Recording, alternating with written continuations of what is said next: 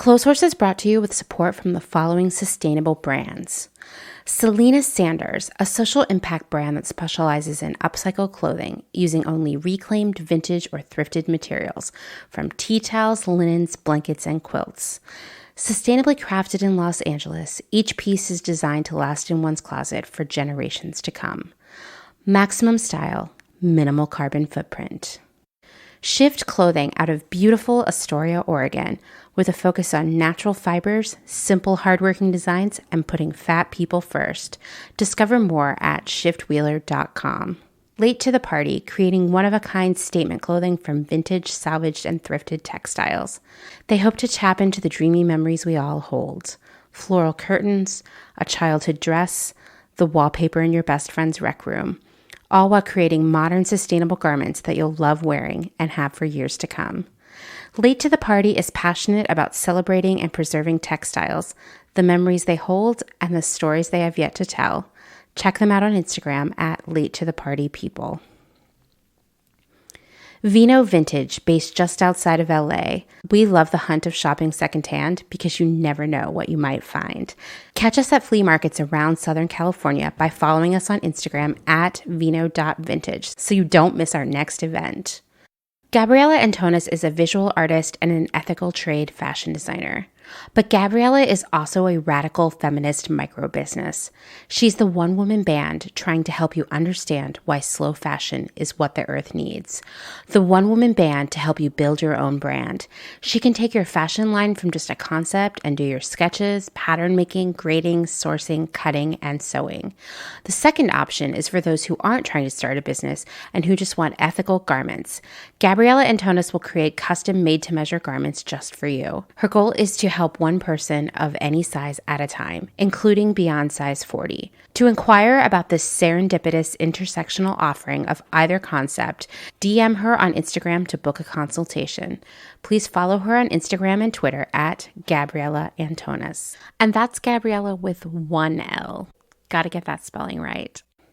Dylan Page is an online clothing and lifestyle brand based out of St. Louis, Missouri. Our products are chosen with intention for the conscious community. Everything we carry is animal-friendly, ethically made, sustainably sourced, and cruelty-free. Dylan Page is for those who never stop questioning where something comes from. We know that personal experience dictates what's sustainable for you, and we are here to help guide and support you to make choices that fit your needs. Check us out at dylanpage.com and find us on Instagram at dylanpagelifeandstyle. Salt Hats, purveyors of truly sustainable hats, hand-blocked, sewn, and embellished in Detroit, Michigan. Find us on Instagram at Salt Hats. Karen Kinney Studio. Located in Western Massachusetts, Karen specializes in handcrafted earrings from found, upcycled, and repurposed fabrics, as well as other eco-friendly curios, all with a hint of nostalgia, a dollop of whimsy, a dash of color, and 100% fun. Karen is an artist/designer who believes the materials we use matter. See more on Instagram at Karen Kinney Studio or online at www.ckinney.com. Gentle Vibes Vintage. We are purveyors of polyester and psychedelic relics. We encourage experimentation and play not only in your wardrobe, but in your home too. We have thousands of killer vintage pieces ready for their next adventure. See them all on Instagram at Gentle Vibes Vintage. Thumbprint is Detroit's only fair trade marketplace located in the historic Eastern Market. Our small business specializes in products handmade by empowered women in South Africa, making a living wage, creating things they love like hand-painted candles and ceramics. We also carry a curated assortment of sustainable and natural locally made goods. Thumbprint is a great gift destination for both the special people in your life and for yourself. Browse our online store at thumbprintdetroit.com and find us on Instagram at thumbprintdetroit. Blank Cass, or Blanket Coats by Cass, is focused on restoring, renewing, and reviving the history held within vintage and heirloom textiles. By embodying the love, craft, and energy that is original to each vintage textile as I transfer it into a new garment, I hope we can reteach ourselves to care for and mend what we have and make it last. Blank Cass lives on Instagram at _Cass, and a website will be launched soon at blankcass.com. Located in Whistler, Canada, Velvet Underground is a velvet jungle full of vintage and secondhand clothing, plants, a vegan cafe, and lots of rad products from other small sustainable businesses. Our mission is to create a brand and community dedicated to promoting self-expression, as well as educating and inspiring a more sustainable and conscious lifestyle, both for the people and the planet. Find us on Instagram at shop_velvetunderground or online at www.shopvelvetunderground.com. St. Evens is a New York City-based vintage shop that is dedicated to bringing you those special pieces you'll reach for again and again. More than just a store, St. Evens is dedicated to sharing the stories and history behind the garments. 10% of all sales are donated to a different charitable organization each month. For the month of November, St. Evens is supporting Native Women Lead, an organization dedicated to revolutionizing systems and inspiring innovation by investing in Native women in business and leadership. New vintage is released every Thursday at wearstevens.com with previews of new pieces and more, brought to you on Instagram at wear_st.evens. That's Wear St. Evens. Country Feedback is a mom-and-pop record shop in Tarboro, North Carolina. They specialize in used rock, country, and soul, and offer affordable vintage clothing and housewares. Do you have used records you want to sell? Country Feedback wants to buy them. Find us on Instagram at Country Feedback Vintage and Vinyl, or head down east and visit our brick and mortar. All are welcome at this inclusive and family-friendly record shop in the country. Republica Unicornia yarns, handmade yarn and notions for the color obsessed, made with love and some swearing in fabulous Atlanta, Georgia by head yarn wench Kathleen. Get ready for rainbows with a side of giving a damn. Republica Unicornia is all about making your own magic using small batch, responsibly sourced, hand-dyed yarns and thoughtfully made notions. Slow fashion all the way down and discover the joy of creating your very own beautiful hand-knit, crocheted, or woven pieces. Find us on Instagram at Republica_Unicornia_yarns and at www.republicaunicornia.com. Picnicware, a slow fashion brand ethically made by hand from vintage and dead stock materials, most notably vintage towels. Founder Danny has worked in the industry as a fashion designer for over 10 years, but started Picnicware in response to her dissatisfaction with the industry's shortcomings. Picnicware recently moved to rural North Carolina, where all their sewing and accessories are now designed and cut, but the majority of their sewing is done by skilled garment workers in New York City. Their customers take comfort in knowing that all their sewists are paid well above New York City minimum wage. Picnicware offers minimal waste and maximum authenticity. Future vintage over future garbage.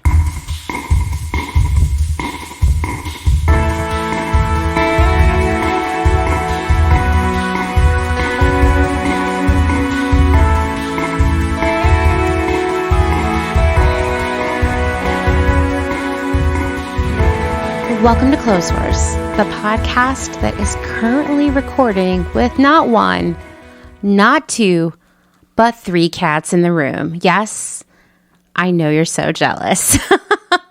I'm your host, Amanda. This is episode 107, and I'm so excited about today's super special guest. It's Kathleen, the owner, the operator, the yarn wench, if you will, and she will, behind Republica Unicornia, which sells hand-dyed yarn and notions for the color obsessed. Kathleen reached out to me with an innocent, unrelated question, and I said, hey, so you make yarn? Well, will you be a guest on the show? Because I've been wanting to do an episode about craft stuff. So she's here. She said yes. It only took a little bit of arm twisting. We're going to talk about the therapeutic benefits of crafting. I love talking about that. It's something I truly believe in. We're going to talk about the fight for progress over perfection. Another thing I love to talk about. And we're going to talk about how we can rein in our natural desire to hoard craft supplies. I know a lot of you can relate to that. Don't worry, we're going to talk about that too. And you'll get to hear Kathleen's journey to yarn wench. Spoiler alert, it turns out that she didn't crawl out of the womb with a skein of yarn in her hand. I know you thought that. I thought that. It turns out we're wrong. And I'm so excited for you to get to know Kathleen. Before that, we're going to listen to not one, but 2 audio essays from small business owners in our community. This is a jam-packed episode, so you won't be hearing too much from me until the end.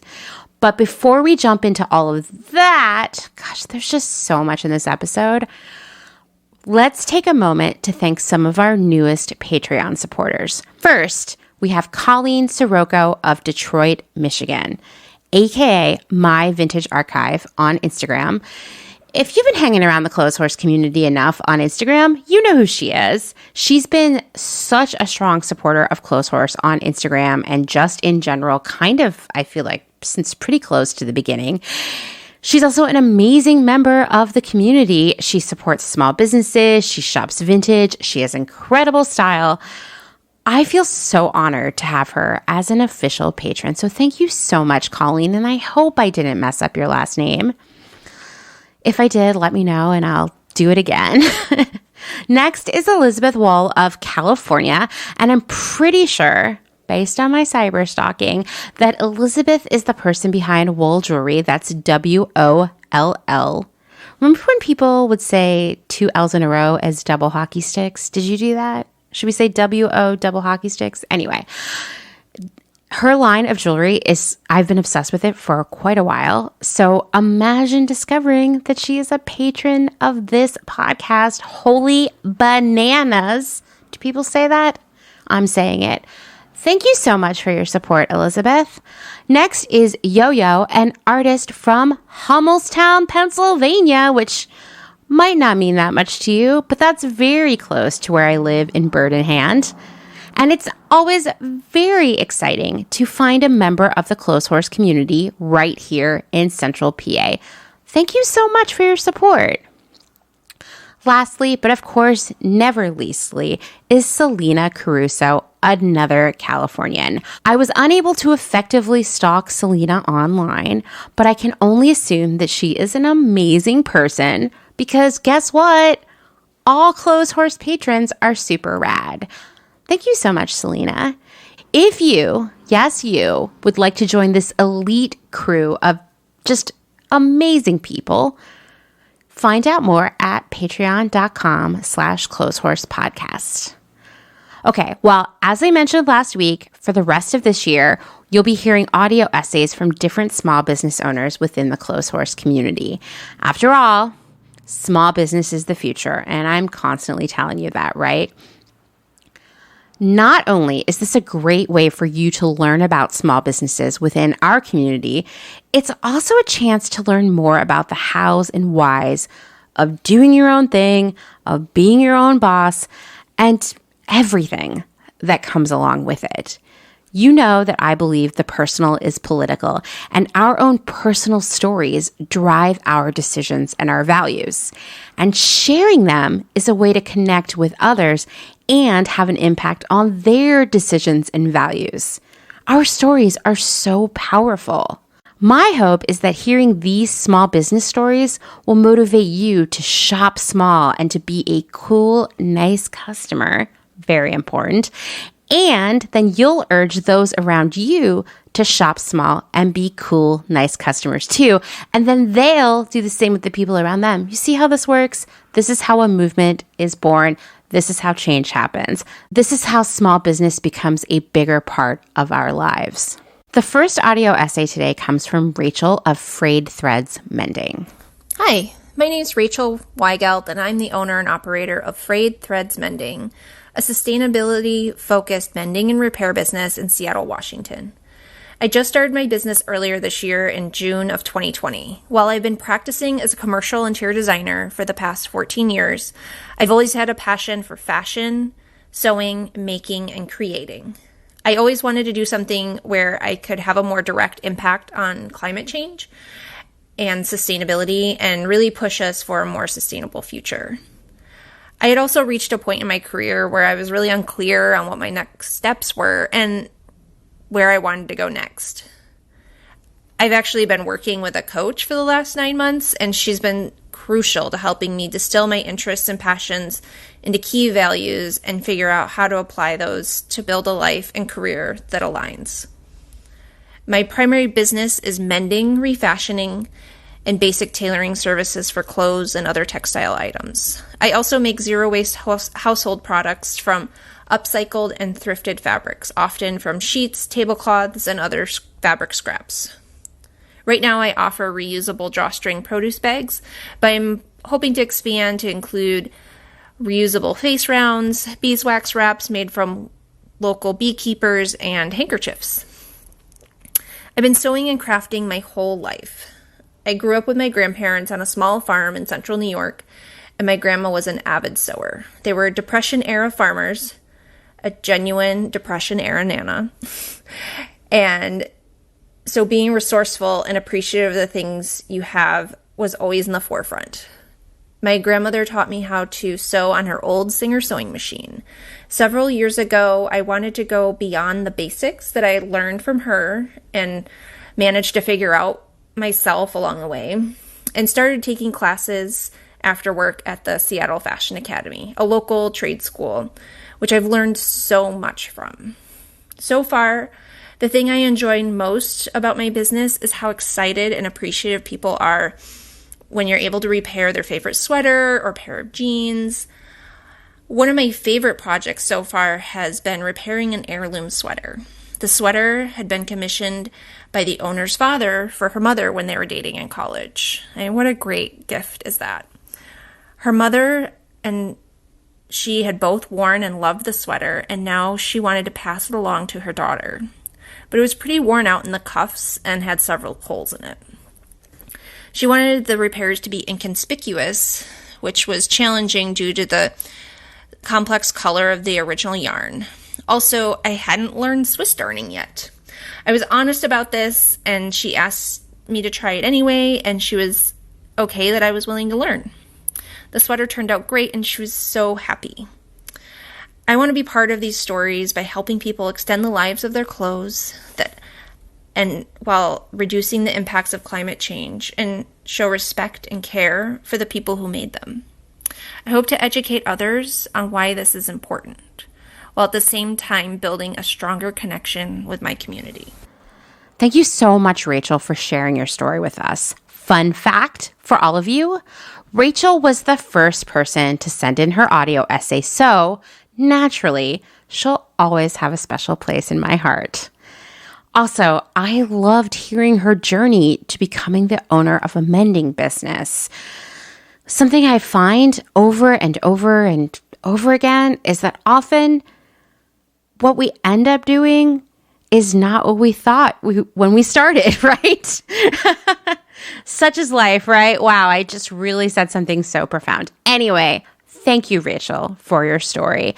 You can find Rachel on Instagram at frayedthreads_mending or at frayedthreadsmending.com. Don't worry, I'll share that in the show notes. Thank you, Rachel. Next, we have an audio essay from Jill, the owner of Spoils of Wear, an ethical boutique in St. Paul, Minnesota. Jill, are you feeling cold right now? Because it's cold in Pennsylvania, and it's got to be even colder in Minnesota, right? Can you just tell me that so I feel less cold, aka a little bit warm? No, I wouldn't feel warm. I would just feel less cold. Anyway, Jill is great. Jill is part owner of a shoe store in addition to Spoils of Wear. You know what? Let's just let her explain that all to you because she's going to do a much better job than me. My name is Jill Erickson. I own a brick and mortar retail boutique in St. Paul, Minnesota called Spoils of Wear. I source only fair trade, USA made, and small batch ethically produced clothing and accessories. I've owned and evolved Spoils for over 5 years now. And then earlier this year, I also opened a shoe store called Leo Footwear that I co-own with my business neighbor and bestie that is all about fun, quality shoes, mostly small batch, family-owned, and fair trade brands. We thought there was a vacancy in our community for specialty shoes and figured it would be fun to do that together. However, we anticipated that the world would be a bit further along in COVID recovery by now, so it's been a slow go with that so far. But we're hanging in there with our little COVID baby shoe shop. I opened Spoils of Wear because I love self-expression through fashion and I love in-person shopping experiences, and had challenged myself to start shopping more thoughtfully, like to take into consideration the values of the brand I was buying from and who was selling it. So like really shopping my values. And I dreamed of opening my own store for many years and got experience working for a couple of small boutiques, and then the idea just felt right. Location felt right, so I made it happen in the fall of 2016, which turned out to be a very interesting first few months with the election of Donald Trump. That's another story for another day. I'm so proud, though, of the business and community and personal relationships that have been fostered at my store, and I'm constantly looking for ways to grow in that way. Having a store that focuses on ethics and sustainability really brings a depth to selling clothes. Like, we address social issues, environmental issues, cultural aspects of the fashion industry.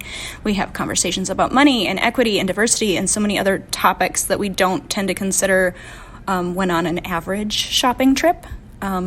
And I don't have many answers, but I love that this has become a space of curiosity and questions while not sacrificing style and fun.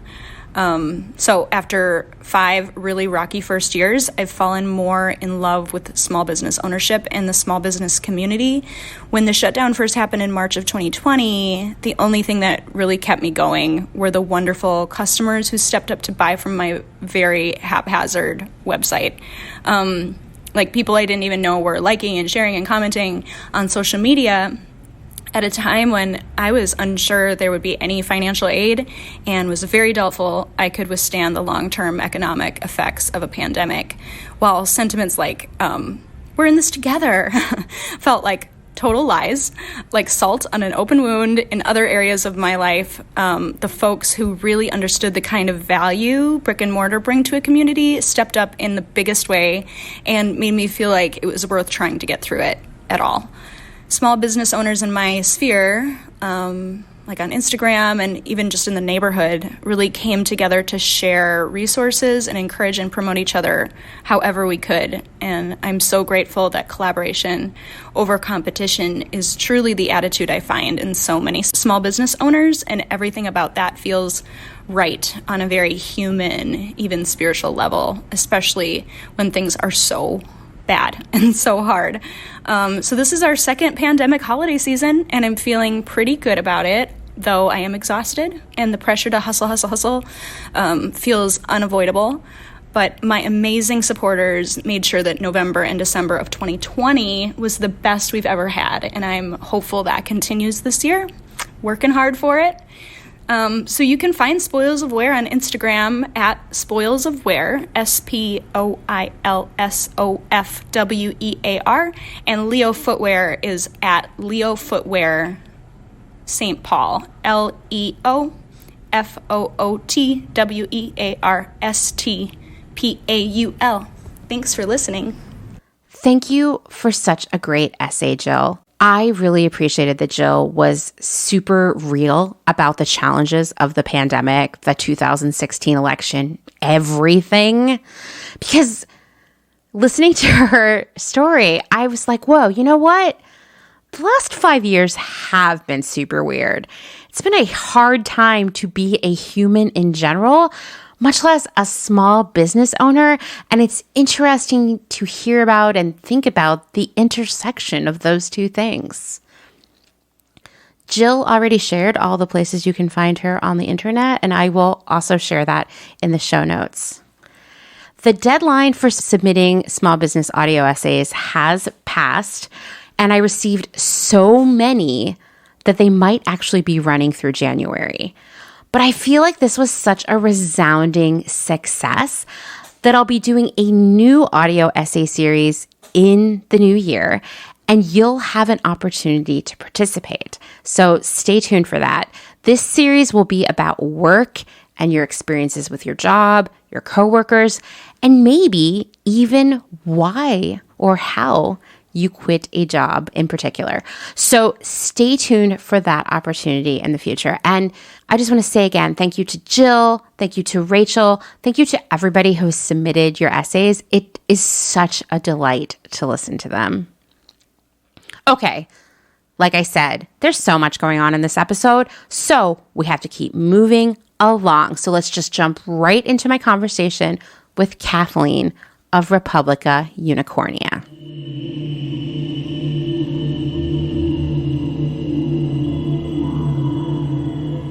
So Kathleen, why don't you introduce yourself to everyone? Hi, I'm Kathleen Royston. I am the head yarn wench of Republica Unicornia. I am an independent yarn dyer, and I live and work in fabulous Atlanta, Georgia.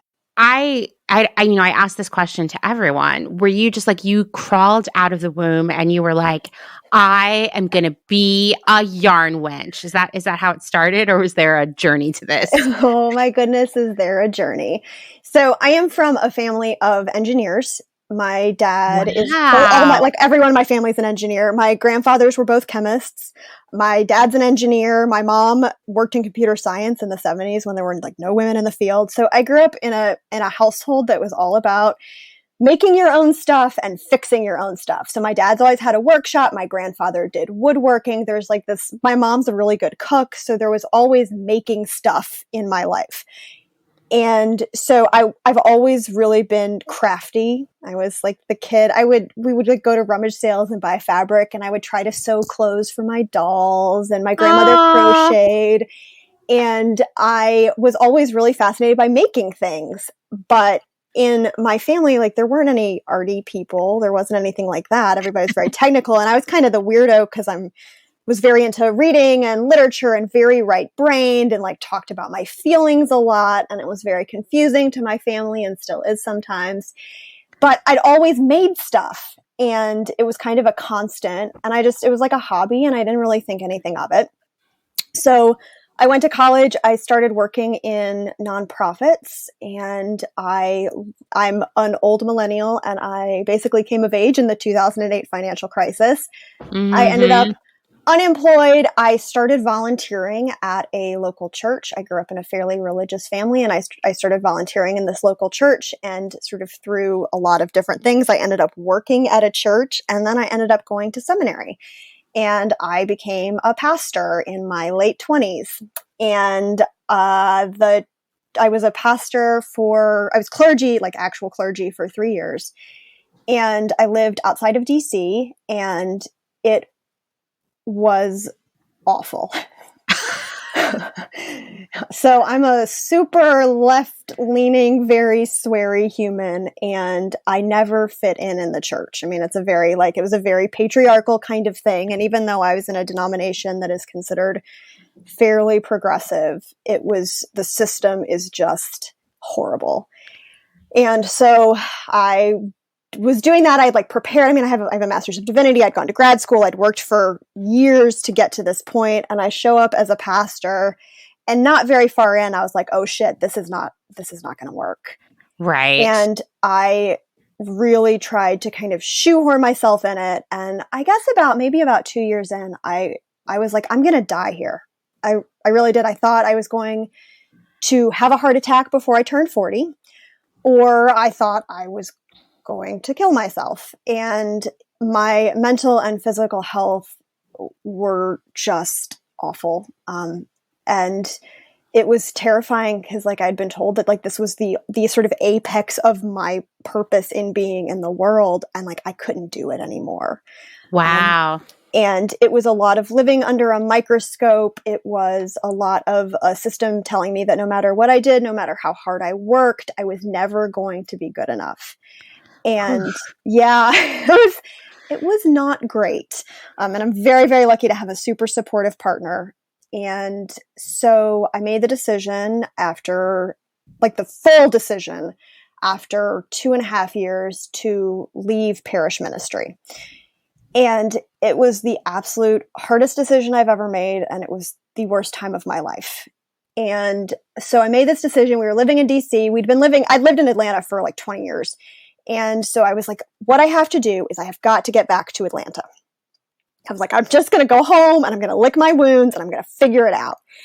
And so we made the preparations to move back to Atlanta. I got a year-long position working as a hospital chaplain. It was a program that had a year limit. And I was like, okay, we're going to go back and I'm just going to sort this all out. So this is all happening. And this was like 2017. So like, what's his face got elected. And then I'm like making this major, and it wasn't even just a career transition. It was like a total life uprooting in every possible way. It was like my identity. It was my vocation. It was like all of this stuff. And I felt like such a failure. I felt like I had just totally failed. I felt useless. I felt completely washed up. Like I was not good for anything. And I remember doing the interview for this chaplaincy program that I was totally qualified for. And I just sobbed through the whole interview. And they were basically like, we're not sure you're healthy enough to do this. And I was like, oh my gosh, I'm not even okay enough to do the thing that I'm totally prepared for. That is a 1-year-long program that pays like $15 an hour. And I sobbed in the airport. There was just lots of crying. So much crying. And I really did. I felt like I was done. Like I was maybe 30. I think I was 33 at the time. And I just thought my life was over. And so in this, and when I was working as a pastor, I started crafting more. I had done hand embroidery basically all the way through graduate school. I, embroidered really snarky out of context Bible verses using vintage patterns that I did. So I found vintage stuff. They're hysterical. And that was what kept me going in graduate school. And so I'd done hand embroidery. If there's a needle involved craft wise, I've done it. So I did that and I started making all this stuff. And while my work was so hard before I made the decision to leave, I had just been making things, and I'd started crocheting again.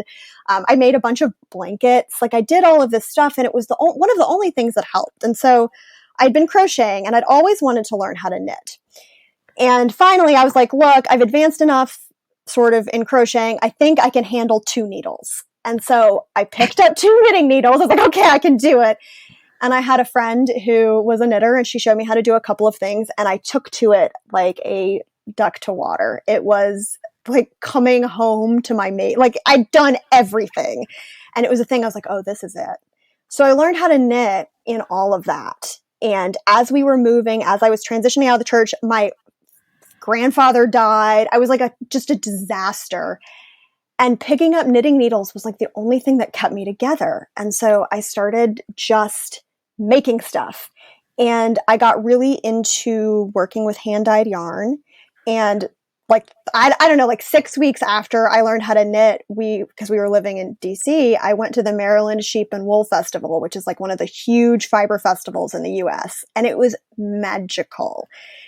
And so everything was falling apart. I felt totally useless, but I still knew I could pick up knitting needles and make myself something colorful and squishy and warm.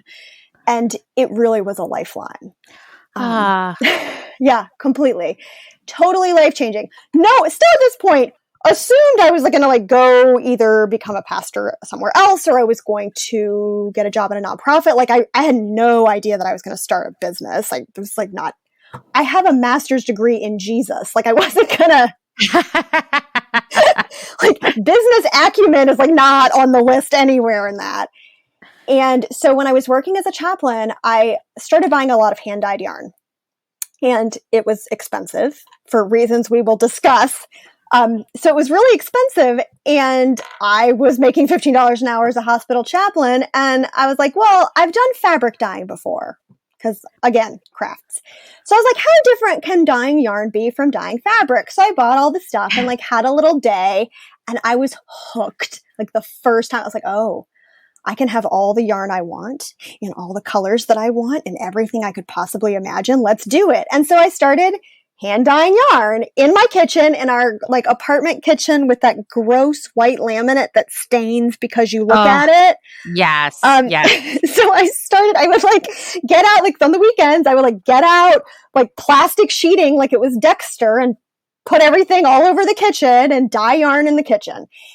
And about the same time, like I was starting to do this and I was really enjoying it, a local yarn shop opened in Atlanta for the first time in many years. And I was like, I wonder if they'd stock my yarn. And so I go, I'm like clueless at this point. I have no idea what I'm doing. I go and they placed a wholesale order. And so it kind of started from there. And I thought when my year-long program ended that I would just do this for a minute and then I would go get a proper grown-up job.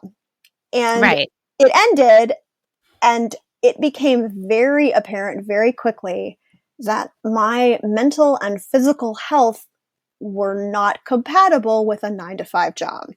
I was diagnosed with complex PTSD, CPTSD. And so I just kind of made it up. Like I literally had no idea what I was doing. Again, a very supportive partner, but I had no idea what I was doing. But I knew that like the only time I felt okay is when I was making yarn. That was the only kind of work that made me feel like my brain wasn't exploding. Because part of my trauma was basically entirely centered around work. And so being able to do work that was healing was just so integral to my healing process. And one of the reasons I really love what I do is it lets me take care of myself. So if like my brain is screaming at me and my body is screaming at me, I can take time that I need. So that has just been fabulous. And I can't really imagine having made it through the last few years and sort of living with this major, essentially chronic mental illness without having my yarn to keep me company. I mean, the story you're telling me, I mean, minus a lot of the details, but the general healing power and I don't know, just like coping magic that comes from, craft, whether it's knitting or dyeing yarn or sewing, whatever. It's something that I just hear time and time again from different people in our community. Anytime we start talking about knitting, for example, on Instagram, everybody has a story about how it's their coping. For me, I was telling you this when we were preparing for this episode that I took up knitting after my daughter's father died. And it was just like a place I could be where I could think about something else and just count stitches and have this moment where I was just feeling the yarn and seeing myself create something and not having to like think about any of the other pain that I was dealing with. And then over time, as I was like moving through the grief of everything that had happened to me, it just became a comfortable place to go. So like if I was traveling for work and having a really exhausting time, it would be great to go back to my hotel room and knit and watch like Forensic Files or something. Yes. Trashy TV and knitting is where it is at. It's really where it's at. And like, I think that like there is something, when we talk about like self-care, I think that capitalism, of course, has turned self-care into this massive industry about like buying tons of beauty products and masks and, skincare and nail polish and hair dye and whatever. But like, I think the most important, the kernel of truth around self-care is doing things that make you feel better, that help give you that mental space. And for some people, that is, getting their hair done, right? For other people, it is picking up some yarn and getting down to work or sewing a new dress. I just think we tend to, and this is probably like, capitalism getting in our heads, right? We tend to think of these things like knitting and sewing, any kind of craft, as being really all about the final product. Like, does something exist if there's not a physical thing? Like, it doesn't have any credit or power until it's a thing. And I would say, actually, the whole process of sitting down and doing it is the magical part of it. Yes, absolutely. And for me, like, especially as a dyer, is I get to see it completely start to finish, right? And there's very few parts of the process of like making say knitting a sweater that I don't absolutely adore. Like from everything from the planning to the dyeing yarn is a lot of work, which we will talk about, but like the dyeing the yarn, the coming up with the colors, the dyeing the yarn, the planning, the actual sitting down and doing it, the finishing. Like right now I'm on my desk, I'm sewing vintage buttons on a cardigan I just made. And like, I got to pick out the buttons. And I mean, there's just so much joy every step of the way. And I think that that's something that just has completely revolutionized how I think about a lot of things. And then it's also saying, like, even though I am a hot fucking mess, that like, there is something still useful in me, and I can still, like, my body is worth it to spend all of this time making something to keep myself warm. Like, it's really elemental. Like, it's very visceral. And so knitting is absolutely, absolutely self-care. Totally. And I think it's just something we tend to think about, like I said, what the end product is, and that's the important part of it. And I just think the actual act is the most important part and so beneficial for us. When people ask, like, why knit yourself a sweater when you could go buy one? I mean, that's like a whole, don't get me started. But like, I literally hear conversations like that. But conversely, here's something I saw on Instagram this morning. So I was like, drinking some coffee, sitting on the couch with Dustin, looking at Instagram, which is what we do in the morning. And I saw an ad. I was telling you how like I only get ads on Instagram right now.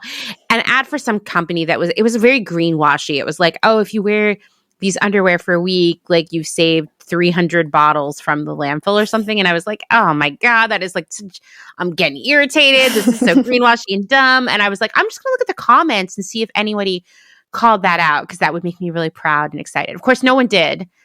But one person said, and this is the segue into the next thing we're going to talk about. One person said, if you really want people to live a more sustainable lifestyle, you should lower your prices. Oh. Why are these more expensive? I know, right? And listen, I could have jumped in there and said, hey, actually, the prices we pay for underwear at like your average fast fashion or department store retailer right now are super fake, right? Like they're based on exploitation, all the things we talk about here all the time, right? Yep.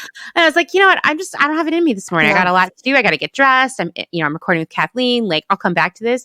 But I'm sure if you are not hearing this kind of question, friends of yours are. People are probably asking, why is your yarn more expensive than the yarn I can get at Michael's or Joann's or Walmart, where like you can get like a literal pound of yarn. A pound of yarn. And it's big. A pound of yarn is bigger than you think. Yeah. You can get like a pound of yarn for, what do you think? $8? Oh yeah. With coupons? Yeah. We cannot forget about the coupon industrial complex that crafting has, like the big craft chains. I guess we have, big craft chains. We have Joann's, which is like, I can't even understand how much anything costs there. No, because it's a mystery. I had to order something for work and I was like, what is this? Same thing with Michael's. That's another one. I haven't been into Michael's for a long time, but the pricing there is confusing and there's discounts and 50% off and coupons and all this stuff. We used to have AC Moore, which was a little, I thought was more straightforward, which is maybe why they went out of business and got bought by Michael's. And then there's the place, I don't even like to say this name out loud. I'll just say it, Hobby Lobby. Oh, Lord. I'm not familiar if they use a lot of discounting or whatever. Based on my one time walking into a Hobby Lobby, it was like 90% like decor. Like it was there's no hobbies happening in there. No, it's just live, laugh, love everywhere. Just it's so weird. It's so weird. So I want to hear from you why your yarn is not $5 a pound. It is most certainly not $5 a pound. So in the yarn industry, it's so weird to call it an industry because it's so like, especially kind of higher, God, I hate that term, but you know what I mean? Like higher end, fancy ass yarn. Yeah. Is just, it's like not an industry in an organized way. Like there's not like big corporations, like like a big yarn company is not even a big yarn company. But anyway, in the industry, I am what is called an independent yarn dyer. So you'll also hear it called indie dyed yarn, because I am literally just me. Like it's literally just me. So the process, and I'll just go through and talk about the actual process of dyeing and kind of how I do it. So I purchase undyed yarn. I have a couple of wholesale companies that I work with, and I purchase undyed yarn, and it comes in like kilo bags and looks like kilos of cocaine. And it really does. And so most of in fact, I would say, all of the yarn that I source is some kind of animal fiber. So if you like go to Michael's or you go wherever and you get the like Karen Red Heart or like the one like Pound O yarn, that is almost all acrylic. I think Lion Brand does a couple of ones that are a wool acrylic blend, but they're like 20% wool and like 80% acrylic. So those big commercial yarns that are super reasonably priced are generally made of some kind of synthetic fiber only, which they last forever. So that's a thing. If you've ever been in a thrift store and seen like crochet, literally forever, you've seen crochet blankets from like 1975 that are bright orange. Those are made of those yarn. That my grandmother loved that yarn. That is what she made. She called them foot warmers. They were like little socks. She would crochet. That was what she made. That was the only thing she crocheted. Anyway, so the yarn that I use is animal fibers. So I like wool. I mostly do wool, sheep hair, as we call it. And I use all kinds of different breeds. So I often use merino wool. I use a breed called Blueface Leicester, which is a British breed, which I really like. That's kind of my favorite. I stock a Tarhi, which is a sheep breed that is it's a hybrid. Is that the right thing? What am I talking about? You're going to have to edit this. I think it might be a hybrid. I think a hybrid. It's like a. I mean, I'm not up on animal husbandry. Me either. I think it's a breed. It's a hybrid. It's something. It's some kind of hybrid. Yeah. So Tarhi they were developed in the U.S. in I think the late 19th century. So it's a U.S. breed.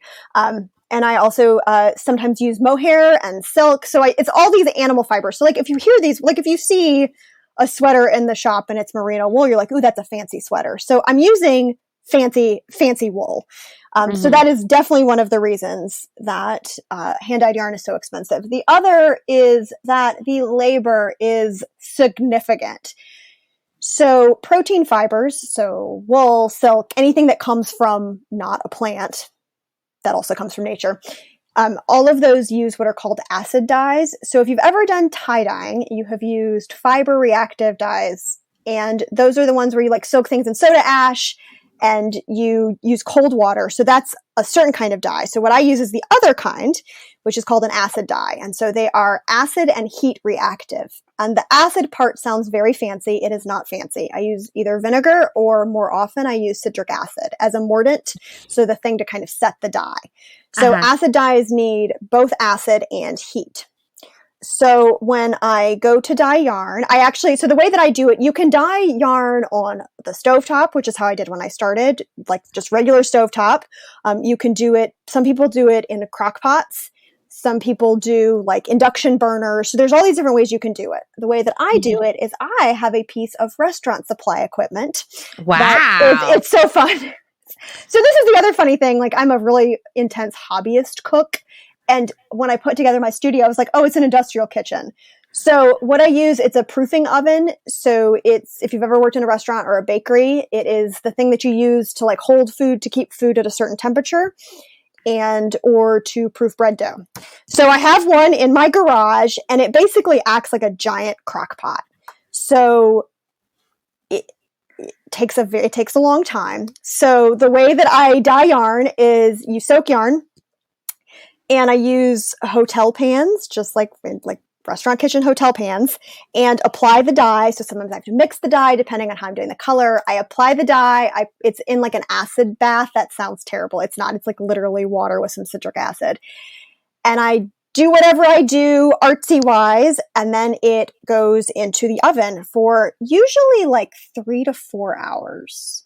So the time is significant. And also, like if you've ever lifted a wet sweater, wet yarn is heavy. Like I am buff in a way that I have not necessarily been in my adult life because I'm lifting giant pans of water in and out of this cabinet oven thing. And so then the yarn cooks and then it comes out and I soak it in wool wash to kind of wash out any excess. And then I have a spin dryer, which is like it's like a giant salad spinner. And so I like put the yarn in there and spin it out. And then I hang it up on the rack. And then I twist it so it ends up like in a skein. So if you've ever seen like a twisted skein of yarn, I have to do that. And I have a machine that helps me with that. It is essentially a meat hook on a motor. And exactly what it is. And so then I do that and then I have to label it and I photograph it and publicize it and pack it up and ship it. Do you see what's going into this? I mean, we're talking like I can maybe do comfortably I would say start to finish like a skein of yarn takes 4 days, not full days, but by the time you go start to finish, so like yeah, a skein of yarn is $30, but I have spent so much frickin' time with it. Oh so the labor, it's really labor intensive and it's also equipment intensive. I mean, I own a piece of fairly expensive restaurant supply equipment. We turned our garage into a studio. And so I have a commercial sink. I have a commercial prep table. Like I have all of this, just it's a lot goes into it. And there's also like, I didn't even talk about this part. Like I have a very hard time having grown up not as an artist, identifying as an artist, but like the fact is I am an artist. Like I'm doing basically abstract painting onto yarn. So you're also paying for all of my expertise and all of my know-how and the fact that I make yarn and it doesn't look like brown barf on a skein. Right. It's not one color. So if anyone goes and looks at my website, like there's a lot of complexity that goes into this. There's a lot of different steps. So there's definitely some artistry and knowledge in it as well. So you're getting, when you buy a skein of hand-dyed yarn, you're getting basically a piece of art that you can use and you can wear. Right.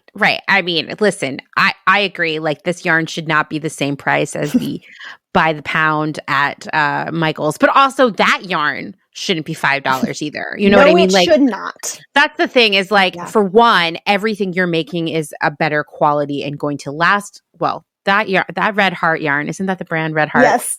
That's going to last, easily 1,000 years in the landfill. But, like, in terms of it looking good for a long time, it may not in the way that your stuff is. But regardless, even that Red Heart $5 a pound yarn should not be $5. So absolutely just like expands, like it's like all of us need to completely dismantle our thinking about the price of things. And I feel like I say that constantly. Mm-hmm. I'm just saying it again because it is a hard exercise. Yeah. It is. Even for me, sometimes I'm like, I don't really want to pay more than $10 for a bra. And then I'm like, wait a minute, dude, get out of your head. Like someone along the way convinced you that bras should be $10. You got to cut that off and realize that like, if bras are $10, people are being paid pennies to make it. Yes. There's all kinds of exploitation and all kinds of other bad shit happening. And so really, when you buy something from a small brand and it is more expensive, you can say, this has a lot, like, if you want to get, like, weird and metaphysical, there's, like, some better vibes attached to it. Oh, absolutely. Right? Because it's, absolutely. Like, you know that, especially if it's a small business, someone is making a living. You're supporting someone following their dreams. You are buying something that is free of exploitation. You're buying something that has been so thoughtfully created. Yeah. And I just think, like, why wouldn't you make that choice? Yeah. I had this very vivid experience going into Target. Also, P.S. I love clothes. Like I've always really loved clothes. My mom swears that when I was a baby, she would like hold up before I could talk. She would like hold up 2 outfits and I'd pick one out. So like I've always really loved clothes. And I went into Target. I hadn't been knitting very long, and I went into Target, and I just remember looking at like all the like acrylic sweaters and being like, knowing how much had gone into, even if they're machine made, they're not, I mean, one, you can't crochet via machine. So if you ever see anything crocheted for $5, like some human made that. Red alert. Oh! Yeah. So upsetting. But like even machine knits, like there's still expertise that goes into designing and making those machines, and like seeing these sweaters for like $29.99. And I just spent like $90 on yarn for a sweater I was making and being like, holy shit, how? Like, not just, and thinking about, human misery in it and human, like, who decided that other people's labor isn't worth as much as mine? Like, why? It's ridiculous. Yeah. Like, all labor has value. And so, yeah, that was really, really revolutionary for me to start thinking about, as a maker, just how much goes into things. I will say this, one thing that I do personally struggle with a little bit, right, is we're all screwed up on how much stuff costs, but also, like, we all live in a capitalist hellscape, and the fact is my prices are not accessible to everybody. Like, they're not. That's and true. I do what I can on my end to kind of make that better and finding that balance. And there's the yarn world has a reputation, not entirely undeserved, of a good amount of snobbery. So if you can't afford to knit with the fancy shit, like, somehow you're not as good of a maker. And that is ridiculous. Because, like, if what you can do is the $5 stuff with a coupon at Michael's, and that allows you to make something that you love, that you're going to wear forever, that makes you feel powerful and fabulous, and stops you from playing into buying something from, like, saying, buying something from Target, like, I am also here for that. So the yarn, like, and it's weird for me to say that because I literally make my living on selling expensive yarn. But I think that, like, so many things, accessibility, like, it's just a hard thing. And so some things that I do to make my work as accessible as possible, I do a small business Saturday sale once a year. It's my, like, kind of once a year sale. And I also offer a quantity discount. So if someone is making a sweater and you need more, I think I do it on 4 or more skeins, there's a discount on that. So I kind of do what I can to help with that. But I also understand that, like, it's a treat for sometimes, that's literally why I started dyeing yarn. So it's a weird place to be in. And I think a lot of us who are makers of fancy things run into that too. And I think, even as hobbyists, it's kind of like, oh, like, it's going to cost me how much? I sew garments as well for myself. And that's a fairly new thing. And being like, oh, that fabric is how much? Like, and I still have to make it? Yeah, no, totally. And I think, like, I feel like I spend a lot of time lately on the Clotheshorse Instagram comments moderating stuff like that, where people are showing up to be like, I don't know what your problem is, people, if you're not sewing your own clothes or buying expensive brands or this. And I'm like, take a step back, bro. Like, we live in a hard world at a hard time. And, like, if there's one thing that I bring to the table when I'm having these conversations is, like, I have struggled more often in my life than not. And I understand all of the different ways that the systems that we live in right now chip away at your ability to do nice things for yourself or do nice things for the world, right? Yeah. Like, if you don't have a car, you probably can't go thrifting. If you have small children, you probably can't go thrifting. If you have small children, you probably can't sew. If you work multiple jobs, you probably can't do any of this stuff. If you don't have daycare, if you are a single parent, if your partner's not very good at co-parenting. I mean, like, so many things. I know, that's just like things. Right. And that's just the beginning of the list. And I think, when I see people, it's a tough one, right? It's like, I see people on Instagram harassing small businesses and being like, why can't you sell stuff for cheaper? Why can't you be Amazon? But then I also see people being like, you're the problem because you aren't even trying, or like, what, and I'm just like, guys, listen, what we really need to do is collaborate here and figure out how we, as a group, as a community, as a growing movement, can make all of this stuff more accessible to anyone. If you are giving people shit about not thrifting because they don't have a car, or they don't have children, or they have children, or they work a lot, hey, offer to drive them to the thrift store, offer to babysit for them, offer to find stuff for them. Like, don't just sit there and be, like, judgy. Yeah. And so it's like, I feel like I'm doing a lot of that in the comments lately. It's good, because the thing is, right, we can't, it's very, very hard. And I see this in so many ways. you can't yell at the system. It's a system, right? It's you wish you could, right? I'd love to go outside and yell at the system. Be like, excuse me, system. But like, that's not how it works. And so, and because I think so many of us feel powerless under this system, that like, it's easier to like narrow in on like individual behavior, and this like weird, and I'm going to use a church word, but it's like this weird orthodoxy about like sustainability and like doing the right thing. And like, there's this one way to do it. And one of the things I love about Clotheshorse and why I stick around is like, you've never done that, right? Like, I think you do such a good job of seeing a big picture. And I know that there are people who think that like I'm horrible because I sew my clothes using not thrifted fabric and I dye yarn, and there's, whatever, like there's all kinds of things, but I think people just feel the system is so pervasive that people feel powerless. And when they feel powerless, they lash out at things they think they can control, which seems to be other people, which is weird to me because having worked with other people, was not able to make them do the right thing.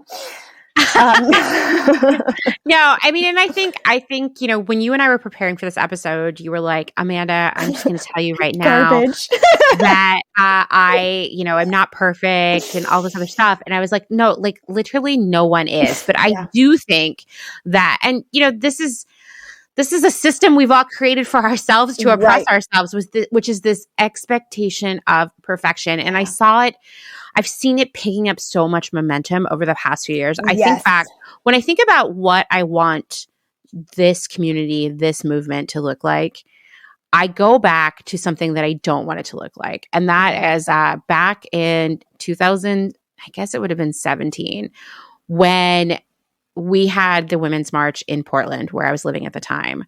It was so fucking nasty. The Facebook group was like the ugliest thing I've ever seen. People were being really shitty because everybody was freaked the fuck out, right? We had, the 2016 election was soul crushing, to say the least.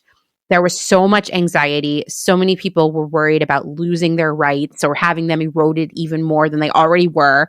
And it was just generally a really bad time. And rather than really coming together and really working to lift everyone up and make things better, instead, everybody was like being really shitty on the internet to one another. Yeah. Like shocking. Like I would see women come into this Facebook group who are like 65 years old, right? They're like from a totally different generation. And they're so amped on this Women's March of finally having this opportunity to get out there. And they are being like shit all over for like rather than saying like, hey, your sign that says we are all sisters is problematic to me for XYZ reasons, and here's like why we don't say that anymore or whatever. People would be like, that's fucking stupid. You're not my sister. And things like that. And I was like, oh my God, stop it. You're like alienating people when we should be like embracing one another. And I think this idea of perfection is still out there segmenting us all. It's making people afraid to join the movement.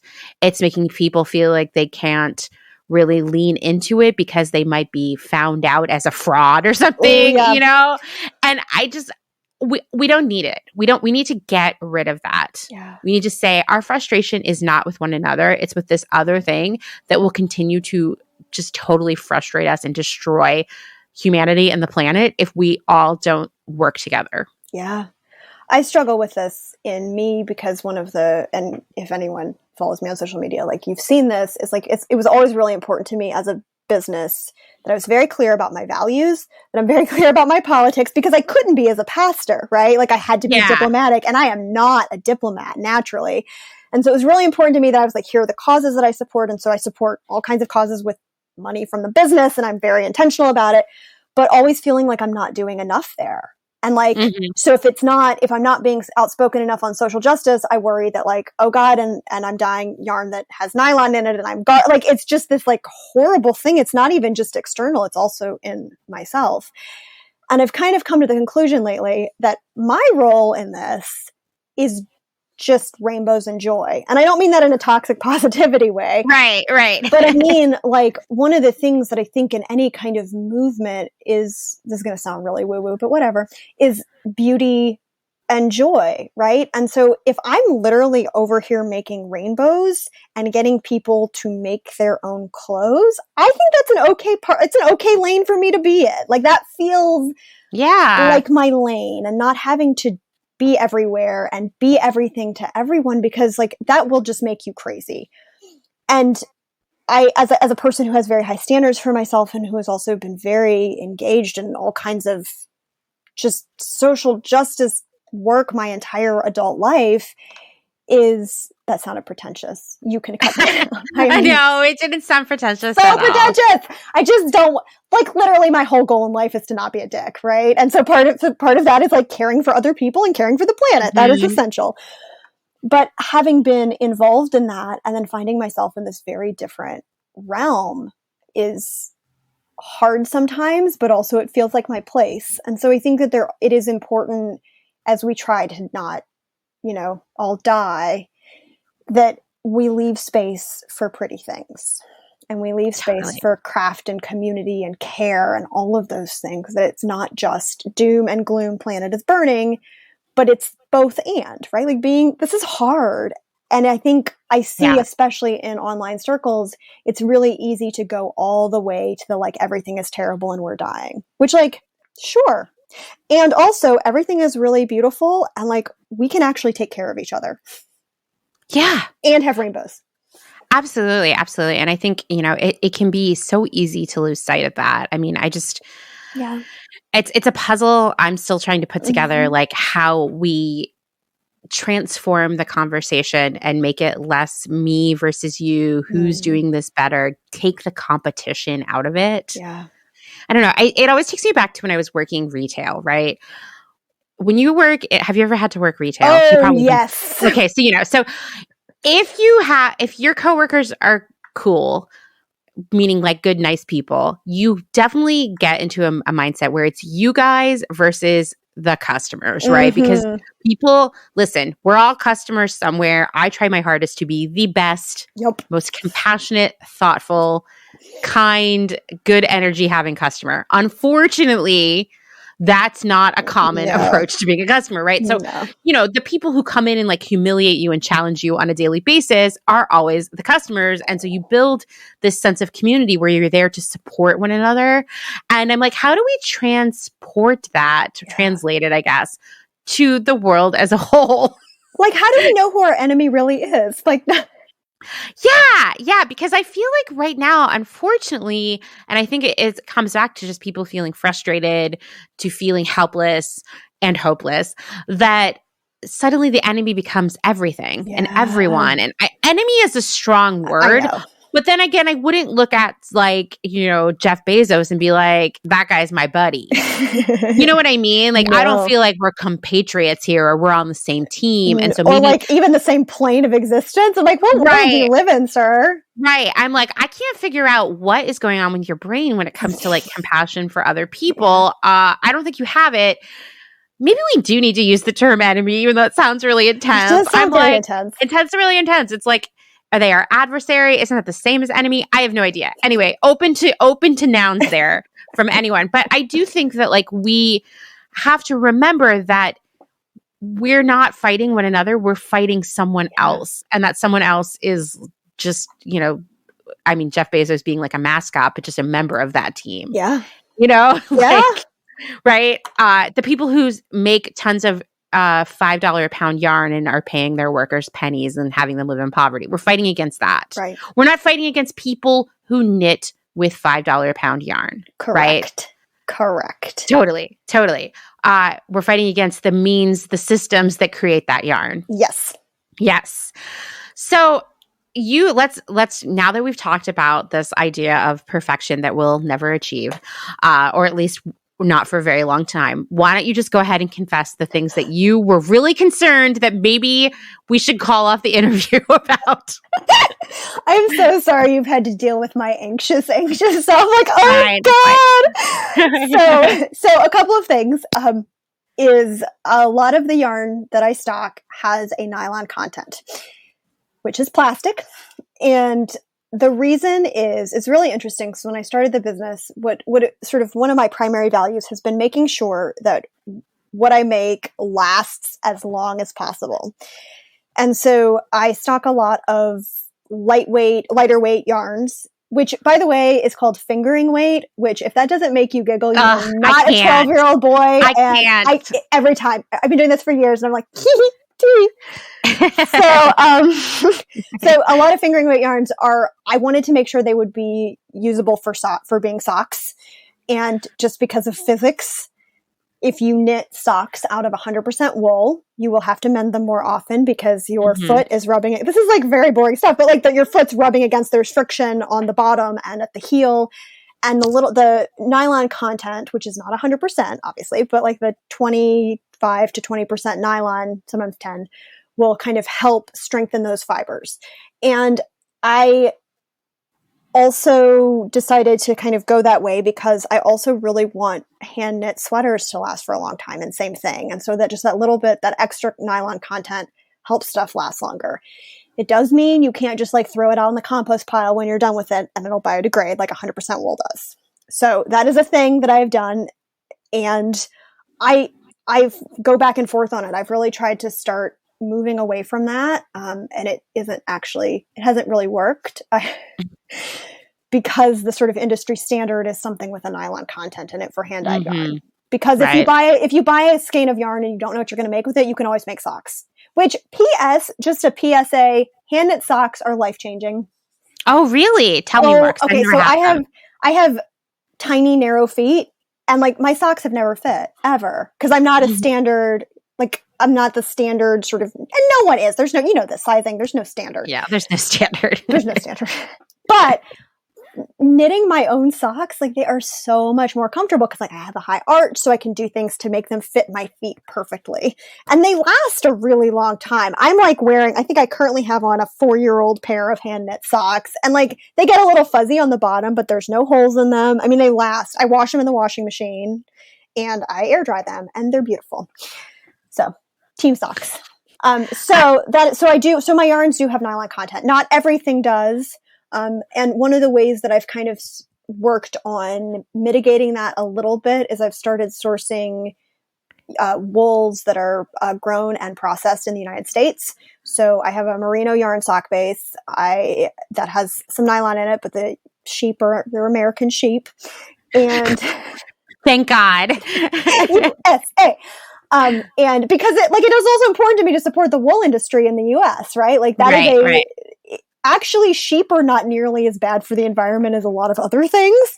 Because, they're sheep and they're not factory farmed in the way that like cows are or anything like that.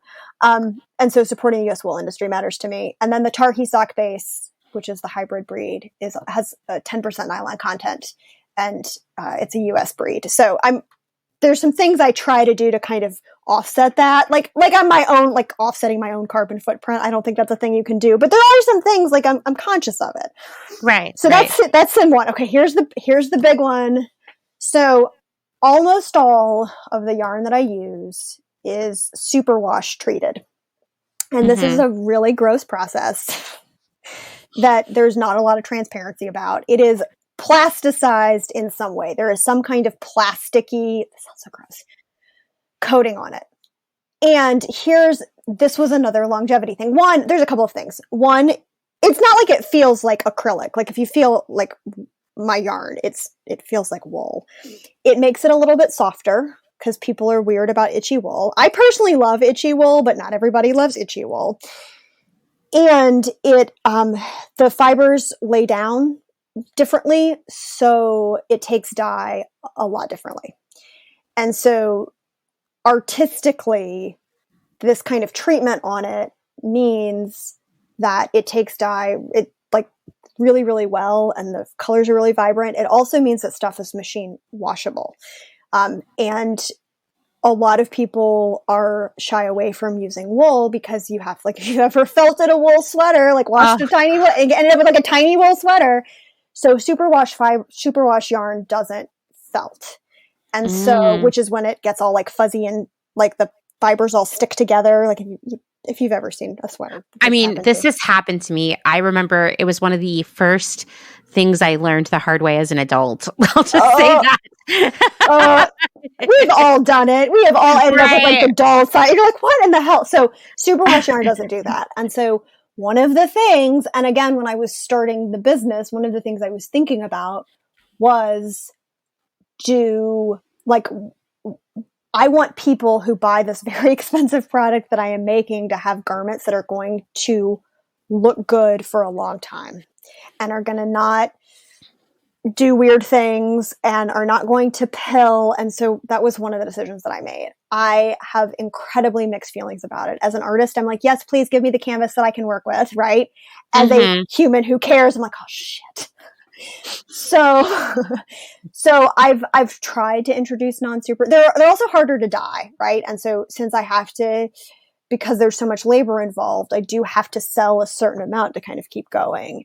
Right. And it is, yeah, it's complicated. I have a very good friend, a Dyer friend. Her name is Larissa, and she is amazing. And she dyes all non-superwash yarn, and it's beautiful. And so I think that is one of the things that like maybe a slow transition. I don't know that I could ever get entirely out of it, but it may be a slow transition now that I've been doing it for a while and I kind of know my process a little bit better. But yeah, it's not, I mean, that's the big one. The upshot is, right, I am not producing at an industrial scale because it is literally just me. Right.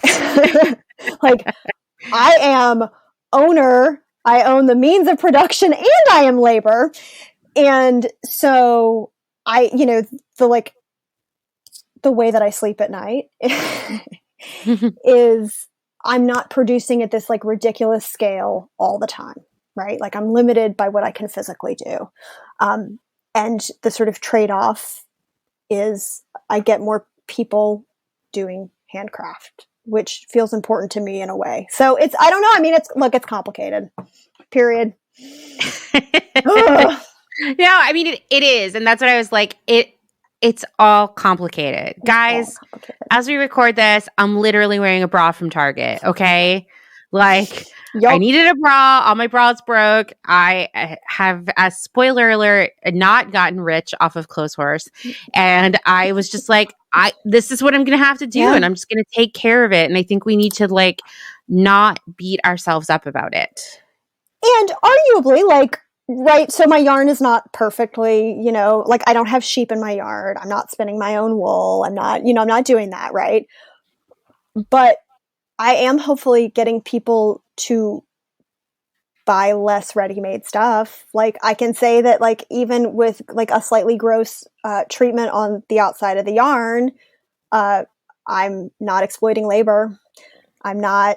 I'm very aware of my waste and water usage and things like that, so there's like, I don't know, it's like a weird trade-off balance thing. And I think like, I remember hearing that there's no ethical consumption under capitalism a few years ago and getting pissed about it. Cause I'm like, I am ethical as fuck. Like I am over here. I think it would probably be better to say there's no perfection under capitalism, because like how we live right now, the systems we live within, I mean, there is no perfection. No. You don't know, like, I mean, let's get really granular here. Let's say the people who are raising the sheep that the wool is coming from, right? Maybe they are buying food from some like sheep food, whatever that would be, from a company that's totally exploiting labor, right? Or maybe the people who own the sheep are like total assholes and only drink things and use disposable utensils and cups, and like they have a mountain of plastic in their backyard that they burn. We don't know, right? Like there's no perfection. I know that's an extreme version, but the reality is, even if you go out and you're like, I just bought this new thing from a sustainable brand, they don't even know. They do not even know. Like, that doesn't mean that we shouldn't ask them and push them to know, because unfortunately that system needs to be dismantled and rebuilt in a transparent way. And that's never going to happen as long as we're all over here fretting about the perfection of our consumption. Yeah. Like we got to get over it, and we got to focus all of that ennui, all that frustration, all that angst on the people making this stuff, right? Like doing better for us. Yeah. Yeah. And I think that's something interesting, like working with, I mean, like literally with my canvas comes from literal sheep, like it comes from actual animals, is you like follow the supply, like you can make yourself crazy following the supply chain down. Like you can do it. And there are people in the yarn world who grow their own sheep and work with a mill and get the fleece processed and spin their own yarn, and like more power to them, right? Like that's amazing. But I also know for me, like finding that point at which like, okay, well, I'm not really into animal husbandry. I'm not like I grew up. Why not? I grew up in Chicago and I live in Atlanta. Like I'm not really outdoorsy like that. Like that's not a direction I can go. And so for me, it was kind of like, well, what can I do on my end? And so I have found the things, and I'm really proud of my work. I sound like I'm talking it down. I love what I do. I enjoy what I do. I think I get to bring some joy into the world, and the community that has formed around Republica Unicornia has been amazing. Like it's not just customers. Like it's really a community, and it warms my cold, dead little heart every time someone is like, I saw the thing that you made and you've inspired me to start sewing my own clothes. I'm like, yes, win. And so, yeah, that perfection thing though, woo, it's there. Yeah.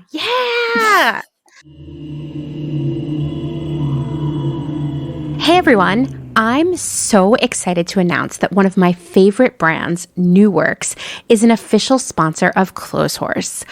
I've been a fan of New Works for a long time because they have unique prints created by some of my favorite artists.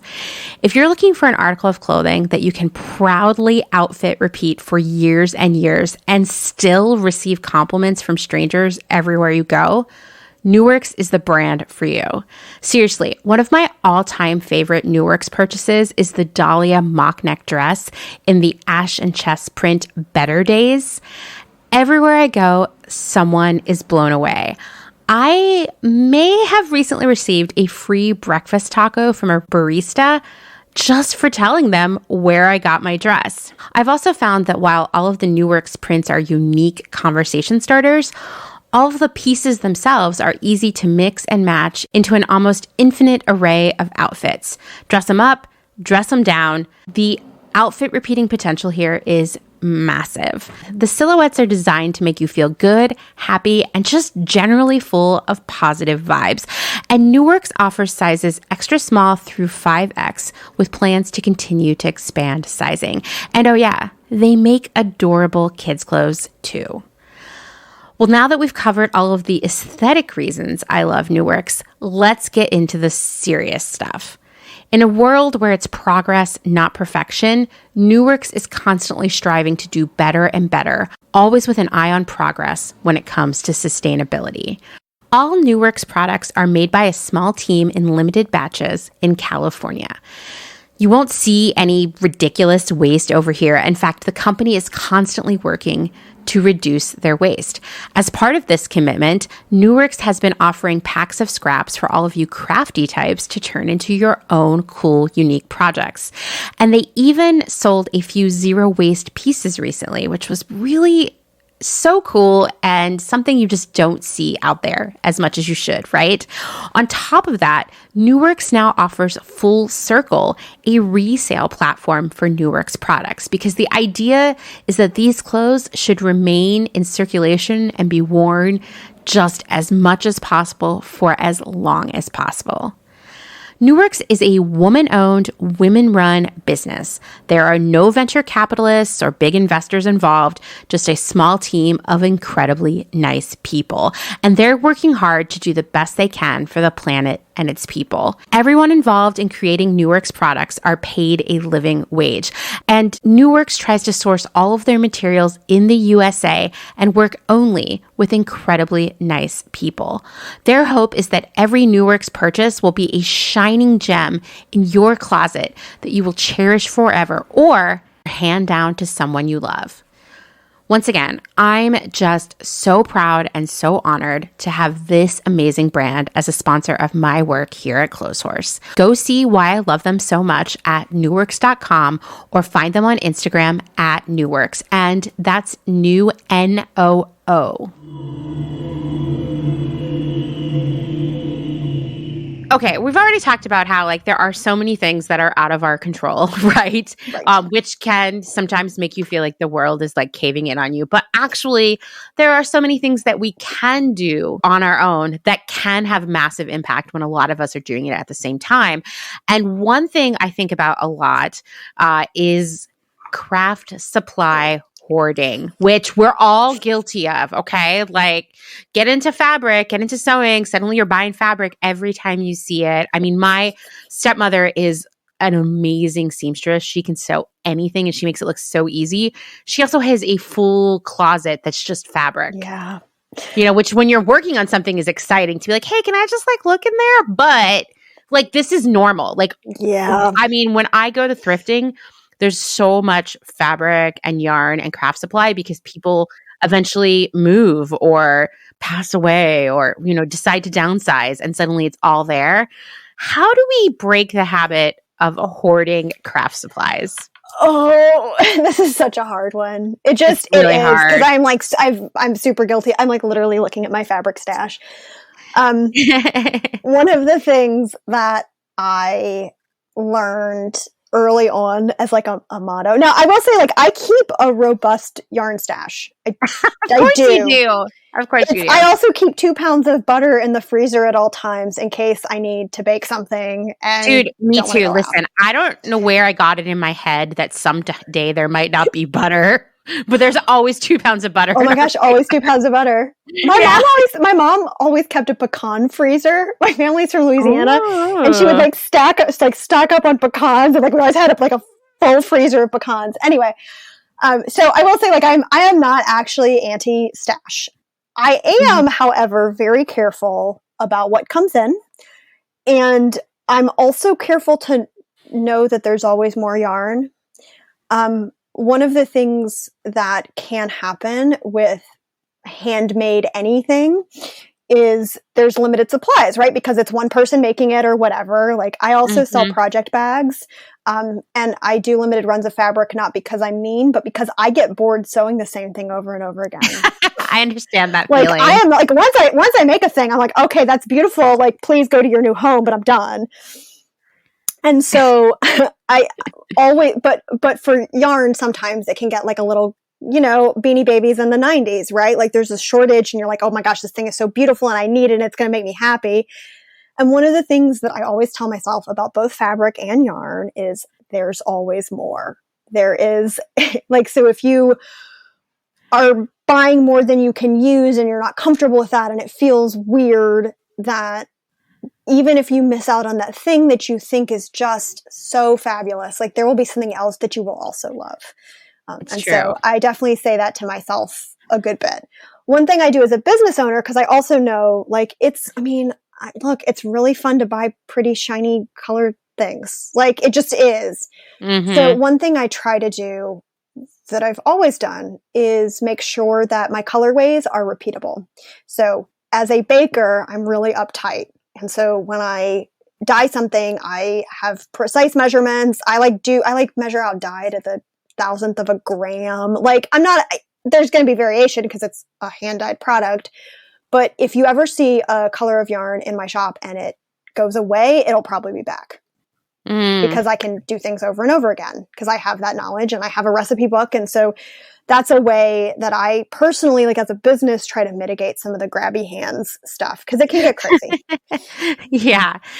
No, it's true. I mean, I think, like, you know, we see the same thing with clothing, right? People are like obsessed with like certain brands and getting every print that comes out, or people think about like our grandmas collecting like Franklin Mint figurines or whatever. You know, it's like such a human collecting. Yes. Yeah. Collecting. And right? I'm absolutely a collector. Like, there's no way around that one.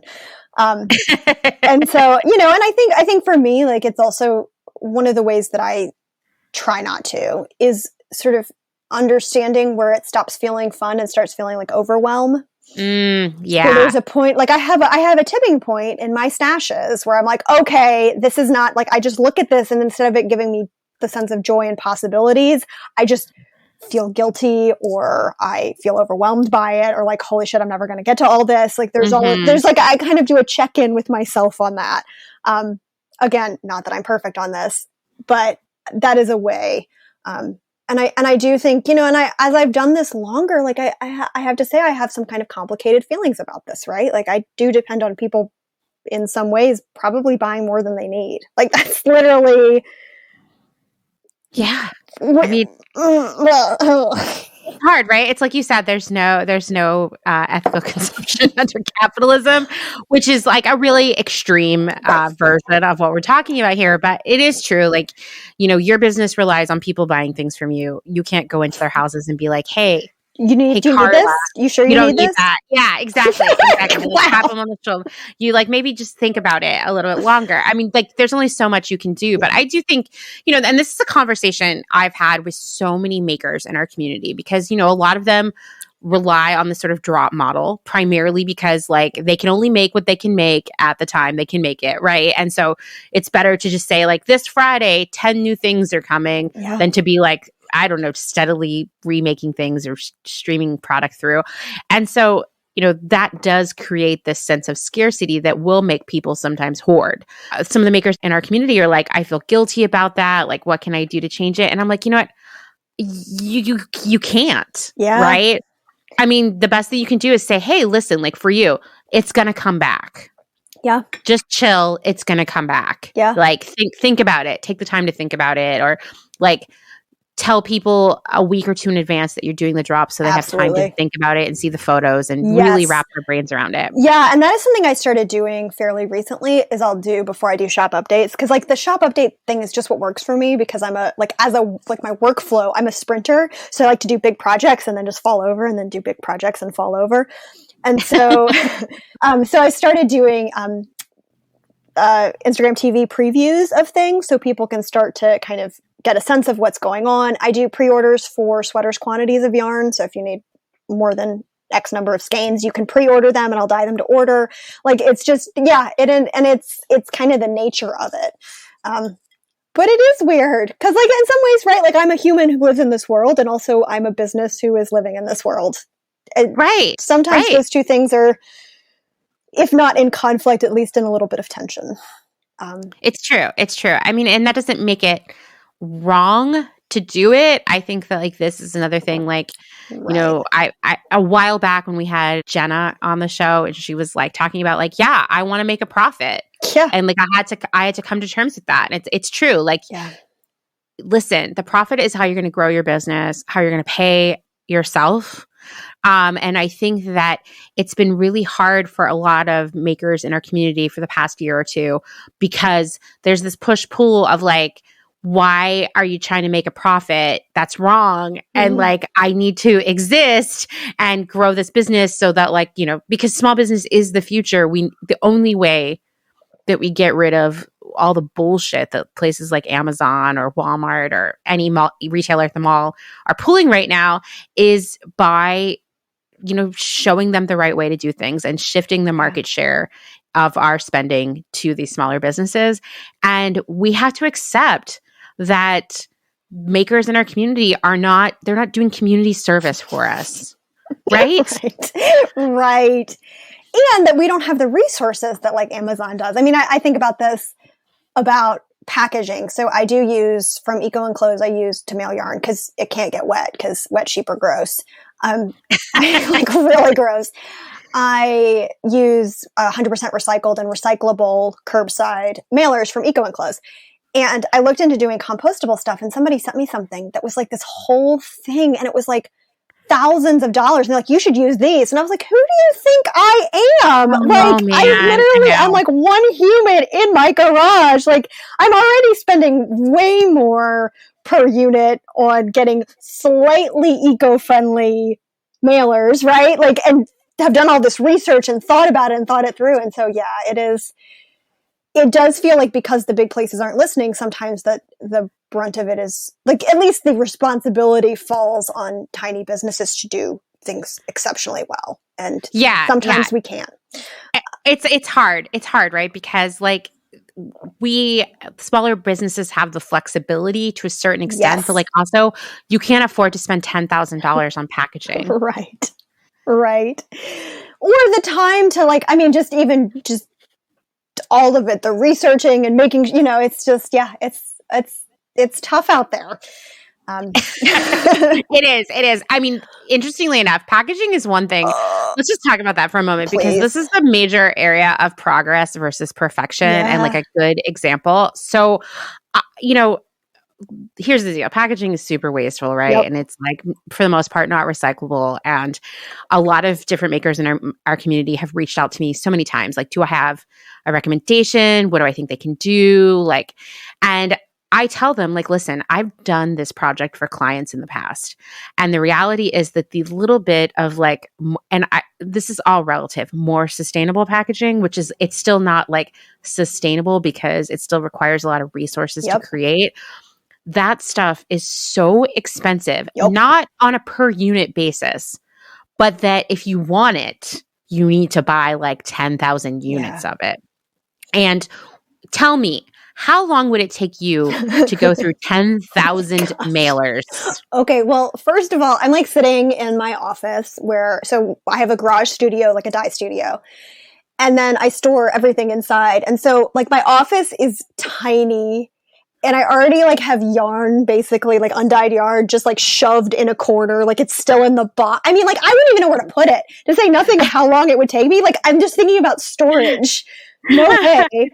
Yeah, exactly. Like, and I think you'd also have to like literally go to the bank and say, "Hey, can I take out a loan? I have a small business loan to buy 10,000 pieces of packaging," and they would be like, no, yeah, no, ma'am, literally no." And so I think that is something that it goes without saying. I think that most people who aren't in this business, who don't have small businesses of their own, don't know these things.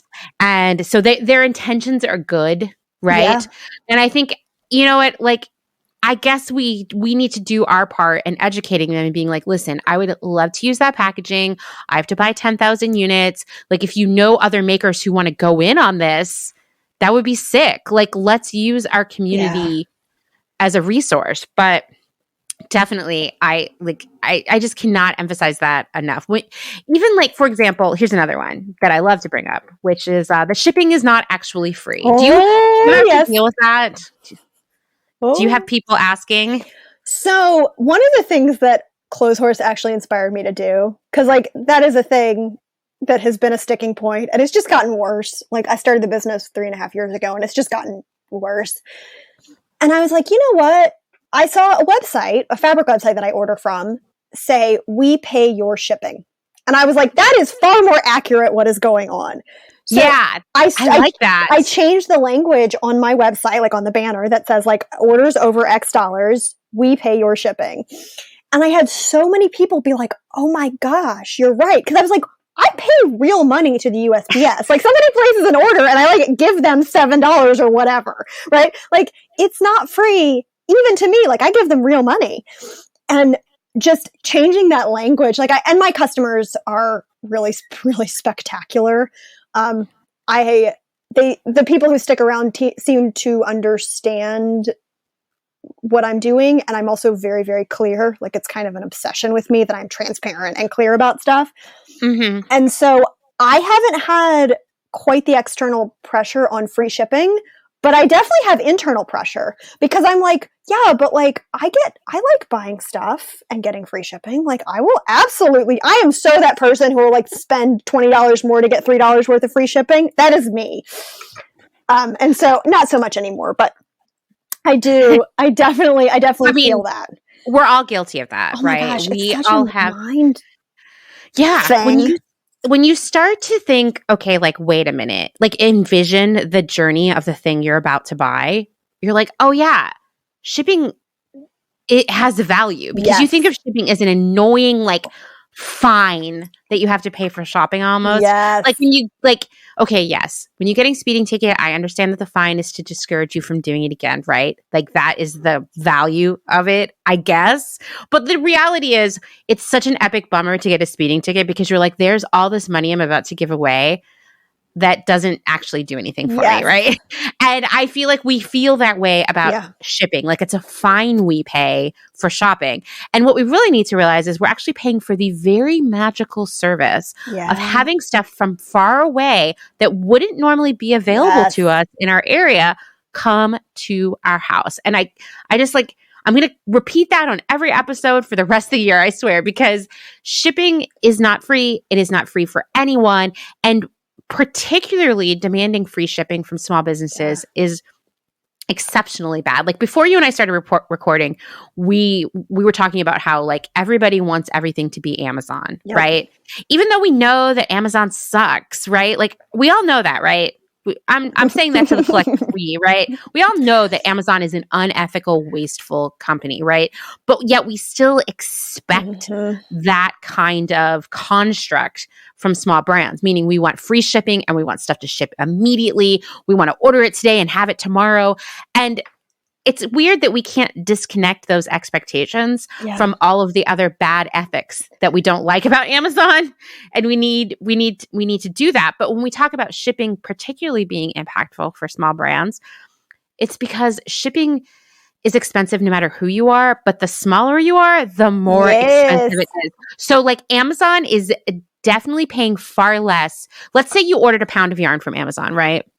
And you ordered a pound of yarn from Kathleen, even though like I don't think you sell yarn by the pound, but let's say you did. I don't, but you can order up to it. You can order as much yarn as you want. Right. So let's say you were okay. So both of them are shipping a pound of yarn. It's the same weight, the same box. I'm going to tell you right now, Kathleen's going to pay way more to send that to you than Amazon is. Well, for one, Amazon might be a bad example because Amazon has slowly been controlling the entire delivery chain.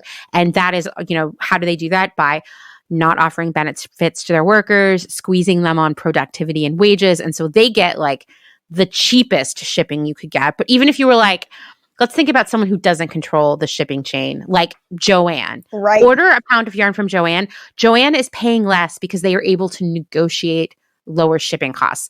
Even for a company like that, the shipping sucks. It is a drain. Yep. And so like I think that no matter what, we are paying for free shipping. I know that because I've worked on the P&L for smaller companies who are trying to make the shipping work. And I'm going to tell you, the customer, are paying for the shipping. So just pay for the shipping. Well, and the other thing is I feel like I don't actually, like I build in packaging and stuff to my prices a little bit, but like literally if you pay for shipping on my site, that is literally the dollar amount that is going directly to the USPS or UPS. Yeah, you're actually underpaying, and like it doesn't. Yeah, and it doesn't include, because I just don't think I could raise my prices enough to make the shipping logistics actually. Like I try not to think about it, frankly. But also the labor of actually packaging up things, right? That's another thing. I just did for the last year ever. I did advent calendars, yarn advent calendars, which I'm never doing again, and the packing on that, the time. It's insane. And like my stuff's not even breakable, right? The great thing about yarn is like you can kind of shove it in a miller, like it's not going to break, it's not going to get crunched or anything, but still just like the process of wrapping it and then worrying about it. And sometimes I end up eating the cost of extra insurance because if it's a big order, I mean, it's just horrible. The shipping and logistics thing is probably the worst part of my job. Oh, I'm sure. I mean, it's like funny the amount of time and hand-wringing in my career I've had around shipping for like the past 5-10 years. But like the early years of my career when still most stuff was bought in person, like a vast majority, it was not something I thought about at all unless a shipment arrived at the warehouse and was super crunched up. But like I specifically remember when I was working for a startup in the Pacific Northwest and I rolled out this big gift assortment of like candles and mugs and things like that. And they were selling like hotcakes. The problem was they were getting completely destroyed in shipping 50% of the time. Oh gosh. Yeah. And it was just like, whoa, okay, like this is something else we need to think about. Like maybe people shouldn't buy candles and mugs on the internet. Yeah.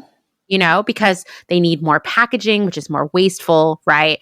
They are more likely to break in transit. And then there's like complete loss, of like resources. And they also cost a lot more to ship. Yep. Because they're heavier and more fragile, and there's all that extra packaging, and like it's like we all need to. I don't know. I guess I'll say when I started Clotheshorse, it was because I realized that people literally had no idea of all the the inner workings that get stuff to you, right? Yeah. And I think we just all need to continue to debunk the, I don't know, just illusion of convenience and Amazonification of the world. Like we cannot have the same expectations that we have for Amazon for every other maker and brand out there, because Amazon is unethical. Right. And that's why they can do it, right? Like that's why they can do it. Yeah. I mean, once again, going back to like the good vibes that come from shopping small, like, sure, you might get that thing you ordered from Amazon in a day, but like at what emotional cost? Like, does it feel good to have that thing? I always, like, I started thinking, because what I make brings me so much joy. I've started thinking about like the cost of human misery. Like what put in this thing that I bought, like, which is one of the reasons that whenever I do try to shop small businesses, right? Like, and granted, like, I am a cranky human, and sometimes like there is swearing in your yard. There just is. It literally says it on my label. But thinking about like the difference in that. So even when it's frustrating, like everything I make is made with joy and care and love, and also is very much my decision, right? Like I make the decision to do this. Like there's consent in it versus other things. And you're like, what kind of human, like what, is there human suffering in this thing? And like, is that worth it? Is this thing worth that kind of human suffering? Yeah, it really, I mean, these are the things I think about. And, you know, like when you were initially like, I don't know, like I use nylon yarn or whatever you were upset about, I was like, dude, I literally worked in fast fashion like my entire career, you know, like surrounded by product that was made with human suffering, you know, like it's something that I'm going to be unpacking for the rest of my life. You know, like there is a strange trauma in knowing that you've been a part of that machine. Never mind the actual trauma of working in that industry.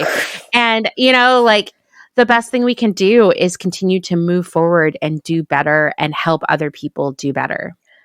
And I am always going to be a huge proponent of making your own everything that you can, right? Like if you have the ability to learn, if you have access to a sewing machine, if you have access to knitting needles, like because it has not only revolutionized how I think about sort of my own clothing, it has also revolutionized how I think about just sort of interconnected economies. It's changed so much of how I see the world. It's changed. So like when I source things, I try to buy them from small businesses. So like I try to buy my fabric as much as I can from smaller businesses. And so it really, like, there's just this total different, it's like an ecosystem, and it's totally different. And it has made me more thoughtful. It has made me more aware of things. It has made me just want to do better, not just for like the world, but also for myself. Like it's really empowering to opt out of any of these systems that you can. Right. And if you can't, that's okay too. Absolutely. There's no shame in that, right? None. But for those of us who have the privilege, whether it's time, money, location, skills, whatever, to do that, the best thing we can do is help others be able to do that too. Absolutely. So one last thing I want to talk about is I know, you know, we've talked about yarn hoarding, fabric hoarding, craft supply hoarding. One way that we can make, you know, our craft more sustainable is by getting our unused materials back into the system and making them available to people who can't generally afford that stuff. Are there places you would recommend as resources for, you know, extra yarn, I hesitate to call it secondhand yarn because it's probably totally unused yarn that's been sitting in someone's house. Yes. It's like new with tags yarn. It is new with tags yarn. Yes. So this is something that I actually really do appreciate, and I actually need to do this myself soon, is a lot of just regular old knitters, and a lot of this happens on Instagram. They'll have what are called destashes, like you're cleaning out your stash. And it's a good way to get really good quality yarn. Cause like sometimes like, I don't know. I mean, we've all bought stuff. You're like, ooh, shiny. And then you don't use it and it sits there and it, so that can be a really good way. So there's people on Instagram who do it. I think there's some Etsy shops that are yarn destashes. Although Etsy is complicated, as we all know. Right. And another one is the website Ravelry, which is like the sort of, everyone used to call it the Facebook of the knitting of like the yarn world, which not quite, but I mean, it has had some complications as of late, we shall say. It has some accessibility issues, but Ravelry is kind of like the go-to for a lot of yarn crafters, and there's some destashes on there, so there can be some really good ways to get that. Fabric, I don't quite know as much about because I am fairly new to that. But I know that they're like, Facebook Marketplace, like the kind of regular, like places where you always find secondhand stuff. And you can get, like, the good thing about destashes is you can get really, really nice yarn. You can get, and it can be a good way to sort of pick up stuff. I also know there are a fair number of dyers, and this is the thing I need to do because I just need to, is you can sometimes get seconds. So like sometimes stuff just does not, like I'm literally looking at my wall of stuff that did not quite go like I wanted it to. And so sometimes independent dyers will have a second section and they'll have those at a discount, which it's still beautiful yarn. It's like, my stuff, it's like one little place doesn't look like I wanted it to. So that can be a good place too.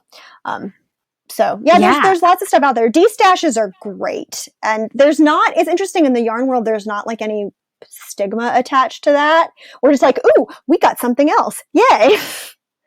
Yeah, there shouldn't be, right? Ooh. So that's great. That's great. I haven't bought a brand new craft supply in so long because I can't believe how much I can find secondhand, and it's really exciting. And I'm sure a lot of that stuff ended up secondhand because of all those deals and whatnot. Yeah. But I'm reaping the benefits. Yeah, yeah. So there's definitely good stuff out there.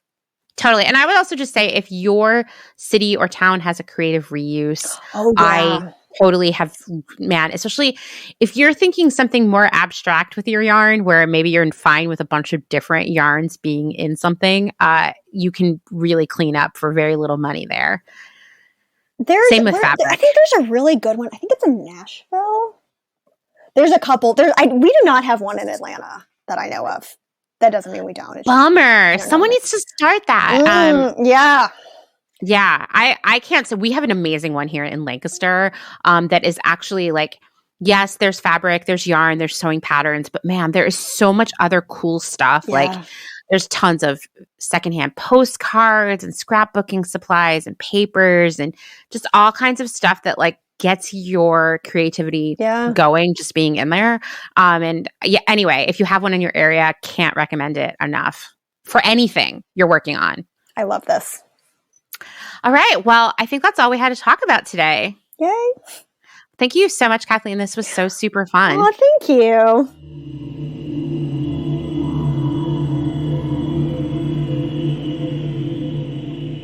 Isn't Kathleen the best? I told you. Okay, maybe I didn't tell you this, but I heavily implied that you were going to love her. I'm so glad you had a chance to meet her. You can find her and her beautiful yarns at republicaunicornia.com or on the gram as Republica_Unicornia_yarns. I love an underscore. Do you love an underscore? I like saying underscore. Anyway, I'm going to link to all of that in the show notes, of course, but please go check it out. Music has been a cornerstone of my life for as long as I can remember. I know that this is something a lot of you can relate to. When I was a small child, I listened to my mom's records. Yes, records. LPs, I believe they were called. Are still called. Anyway, I listened to these records on repeat. The Carpenters, Queen, the Bee Gees. My mom had a lot of 70s music. Meanwhile, my grandma had every country record from like the 50s to the 80s, or so it seemed. Just a massive library of country music. So I listened to country music kind of nonstop at her house, a steady diet of Patsy Cline and Loretta Lynn, Kenny Rogers, Conway Twitty, of course, Dolly Parton. I got my first boombox in 3rd grade, and soon I was collecting and swapping tapes, CDs, eventually, and very briefly, mini discs. If you can remember those, raise your hand. I'm high-fiving you with my mind right now. Then I was swapping MP3s, then I was collecting records, and music has always been in the background of everything I did, you know? My core taste these days tends to be like stoner metal and Fleetwood Mac, weird psychedelic 60s garage rock, underground hip hop, disco, Japanese pop. I mean, I guess I kind of like anything, and I'll listen to just about anything, anytime. But one band that everyone loved for a long time, they still love them. I don't know why I'm saying past tense. But especially the art school types that I was surrounded by when I was younger, they really loved this band, was Radiohead. And I had no particular feeling about them, you know? I was aware of Radiohead's existence. I read gushy pieces about them in music magazines, but I never thought I should go buy that album.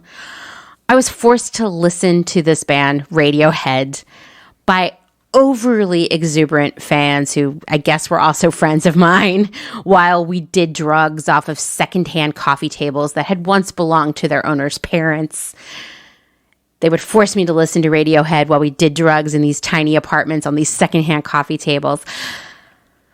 Radiohead was in the ether surrounding me. People were excited about it, but I had no feelings about them either way. There was this moment, months after my partner Ryan had died, when my whole life had been turned upside down and inside out in the span of just the few moments that it had taken Ryan to slip away from this world to somewhere else. That had happened so fast. I take comfort in believing that it happened so fast. For months afterwards, I had been swimming in what felt like a strange, syrupy jelly. I know, this gelatinous ooze made of grief. This grief was no longer a feeling I could experience, but rather just a place that I lived. A place separate from the world and the people around me. Or maybe a place that separated me from the world and the people around me, because I certainly felt alone and isolated, far away from everyone and everything. If I could describe it to you using something else you may or may not be familiar with, I felt like, this is a deep cut, are you ready? I felt like the cherry in the center of those Celia's chocolate cordial candies that my Grandma Sandy loved so much. My Grandma Sandy loved those cherry cordial candies, which, to be fair, I wouldn't throw one out of bed. She loved them so much that one day she ate an entire box in one sitting, which was bad because she's diabetic and she ended up in the emergency room. I felt like one of those cherry cordials, just surrounded by so much that separated me from everything else. One night I was at Barnes & Noble, where I proudly served Starbucks coffee. I remember I was specifically eating an expired panini sandwich in the cafe where I worked. And this song came on that I maybe had heard before. Surely I'd heard it before, but I'd never really heard it before. And it penetrated that sadness syrup that surrounded me. The lyrics spoke to me. It was a clearly despondent man who was just singing over and over again, "I'm not here. This isn't happening." This was the Radiohead track, "How to Disappear Completely," from the album Kid A, which I think came out around 2000. Once again, I didn't care about that album, but this moment, hearing this song from this band that I didn't really think much about, this was where I'd been for so long. It was, we've all had those moments where you hear a song and you're like, oh, whoa, this song is about my life, or I feel this, or it reminds me of this person or this situation. I've always said that I have a bad relationship experience that fits every single song in the Fleetwood Mac catalog. I stand by that. Maybe that's a whole future podcast right there. Anyway, here I was hearing this Radiohead song, a band that I don't care about. And those lyrics, I'm not here. This isn't happening. Like this is where I had been living. This was what the sadness syrup was really made from. For months, I'd only been able to get to sleep by telling myself that nothing that had seemed to happen in the past few months had actually happened. I would convince myself of this, that this was all just a weird misunderstanding, a movie I'd watched and gotten too sucked into, a strange bad daydream that I'd had and just hadn't distanced myself from yet. I would convince myself of that finally, and that would allow me to drift off to sleep, to a better place where Ryan would visit me at different places all around Chicago. You know, the L station at North and Clybourne. We were meeting there at least once a week while I was asleep. It was always nighttime, never in the daytime, but it was never cold. It was never raining. All in all, a good time to be at the L station at North and Clybourne. We would meet at the Caribou Coffee on Clark, where my roommate Nate had worked for years, and they had these really great berry crunch muffins that he would bring home for me at the end of the night. I don't even think that Ryan and I had ever been there together, but it was a place we met in our dreams. We would meet at the upstairs video store at Earwax in Wicker Park and laugh about the time the only thing left to rent had been Deuce Bigalow, Male Gigolo, and we had really watched it, or at least 60% of it. This was what got me through so many nights. But of course, I would wake up back in a world where, in fact, everything that had happened, well, I mean, this isn't going to surprise you, had actually happened. This was, in fact, happening, and I was really here. There was no real escape from that. And this realization that I could not rewind the tape and do it all differently, or delete the last few months of my brain, or wake myself up from this was very hard for me to accept. I just did not know how I could keep going.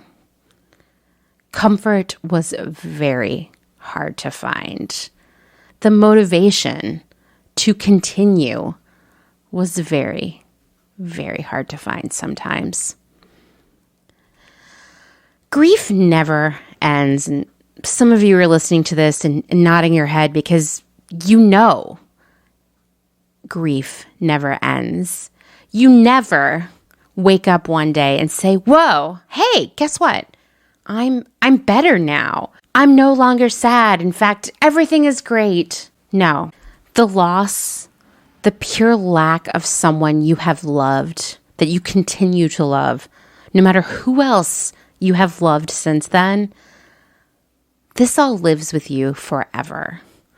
But what happens is that you learn to cope with it.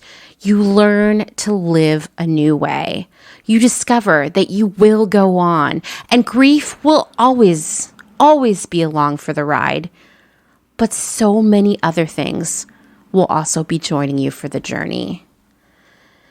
In the days after Ryan died, when I couldn't sleep, I couldn't even bear to turn off the lights to try to go to sleep because I couldn't be alone in the dark.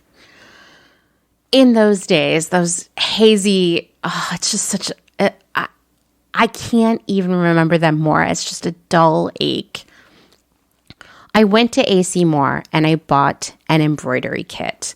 I hadn't done anything needleworky since I was a junior Girl Scout. So what is that, 3rd, 4th grade?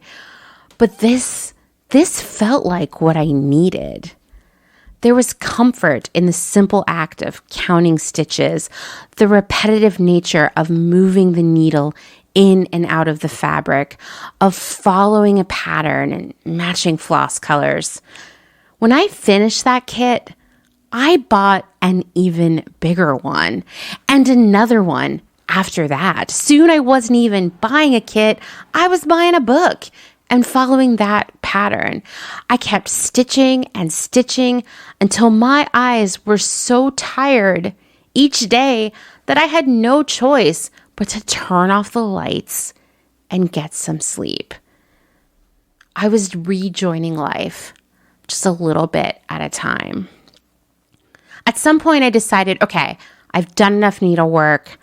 Now I'm going to learn how to knit. So I bought a book at Barnes & Noble. By now, I was working there, proudly serving Starbucks coffee. And I went to E.C. Moore and I bought a pound of blue yarn for $5-6. I definitely didn't have a coupon. Maybe it was $9. I don't know. But I proceeded to teach myself to knit. It was like Cookie Monster blue yarn, in case you were wondering. All my early projects were sloppy, full of mistakes. It didn't matter because it was the comfort, the meditative nature of counting, knit to, purl to, on repeat. That little clicking of the needles. Somewhere along the line, I began to come back to life again. What was happening was really happening, and I was really here. I met new people, I moved across the country, I fell in love with other people, I built a career, I traveled around the world, and still that entire time, making things, knitting, embroidery, cross-stitch, even mending my own clothes, these became the self-care that helped me through a lot of anxiety, a lot of heartbreaks, and just that grief that never left me, but instead was just joined by new grief. Making things is a form of self-care, and it can be this deeply personal political act, right? Making something over buying something, this is a big deal in our throwaway culture. I'm telling you this story because I want to remind you to care for yourself, to give yourself those moments of meditation, of peace, of stepping out of the scary world we live in right now and taking that time to rebuild and rejuvenate yourself. I experience grief for the planet, its people, its animals and plants, and so much more every single day. I have had days, so have you, where I have wanted to say, this isn't happening. I'm not here. None of this is real. There are moments when I wonder, how can I handle much more?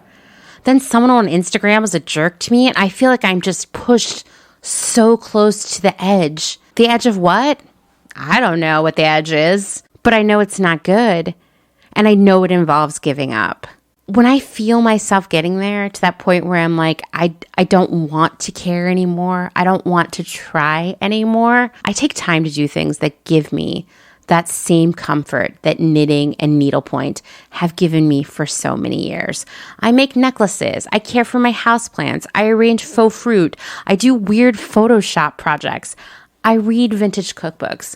Whatever it takes to just be alone with myself and think about something else.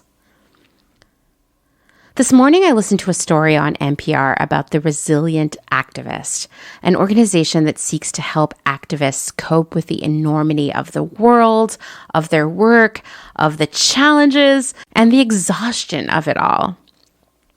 We're not meant to be martyrs. In fact, we have to care for ourselves in order to keep the mission going. I'm going to share a link in the show notes to Resilience and the 5 Essentials for a Resilient World. It's a list from the Resilient Activist about ways we can provide self-care for ourselves to help us cope with the grief of a struggling, imperiled, unjust, infuriating world. Creativity and making things are a part of that. Crafting is self-care. Sewing is self-care. Needlework is self-care. So is drawing, gardening, painting, cooking, reading. These are ways we keep ourselves strong and ready to fight the fight. Not only must we care for one another as we fight for change, we have to care for ourselves. We have a lot to do. We have a lot of people to educate, a lot of emails to write. We got all those phone calls we got to dial. We have changes to make together. And if we're wearing a cute scarf that we made to help us cope with it all, well, that's just even better. We've got to take care of ourselves. Thanks for listening to another episode of Clotheshorse. Written, researched, hosted, and edited by me, that's right, Amanda Lee McCarty. If you like what you're hearing, please rate and review on Apple Podcasts. Maybe consider subscribing. And of course, tell your friends. Thanks, as always, to my other half, Dustin Travis White, for our music and audio support. Bye.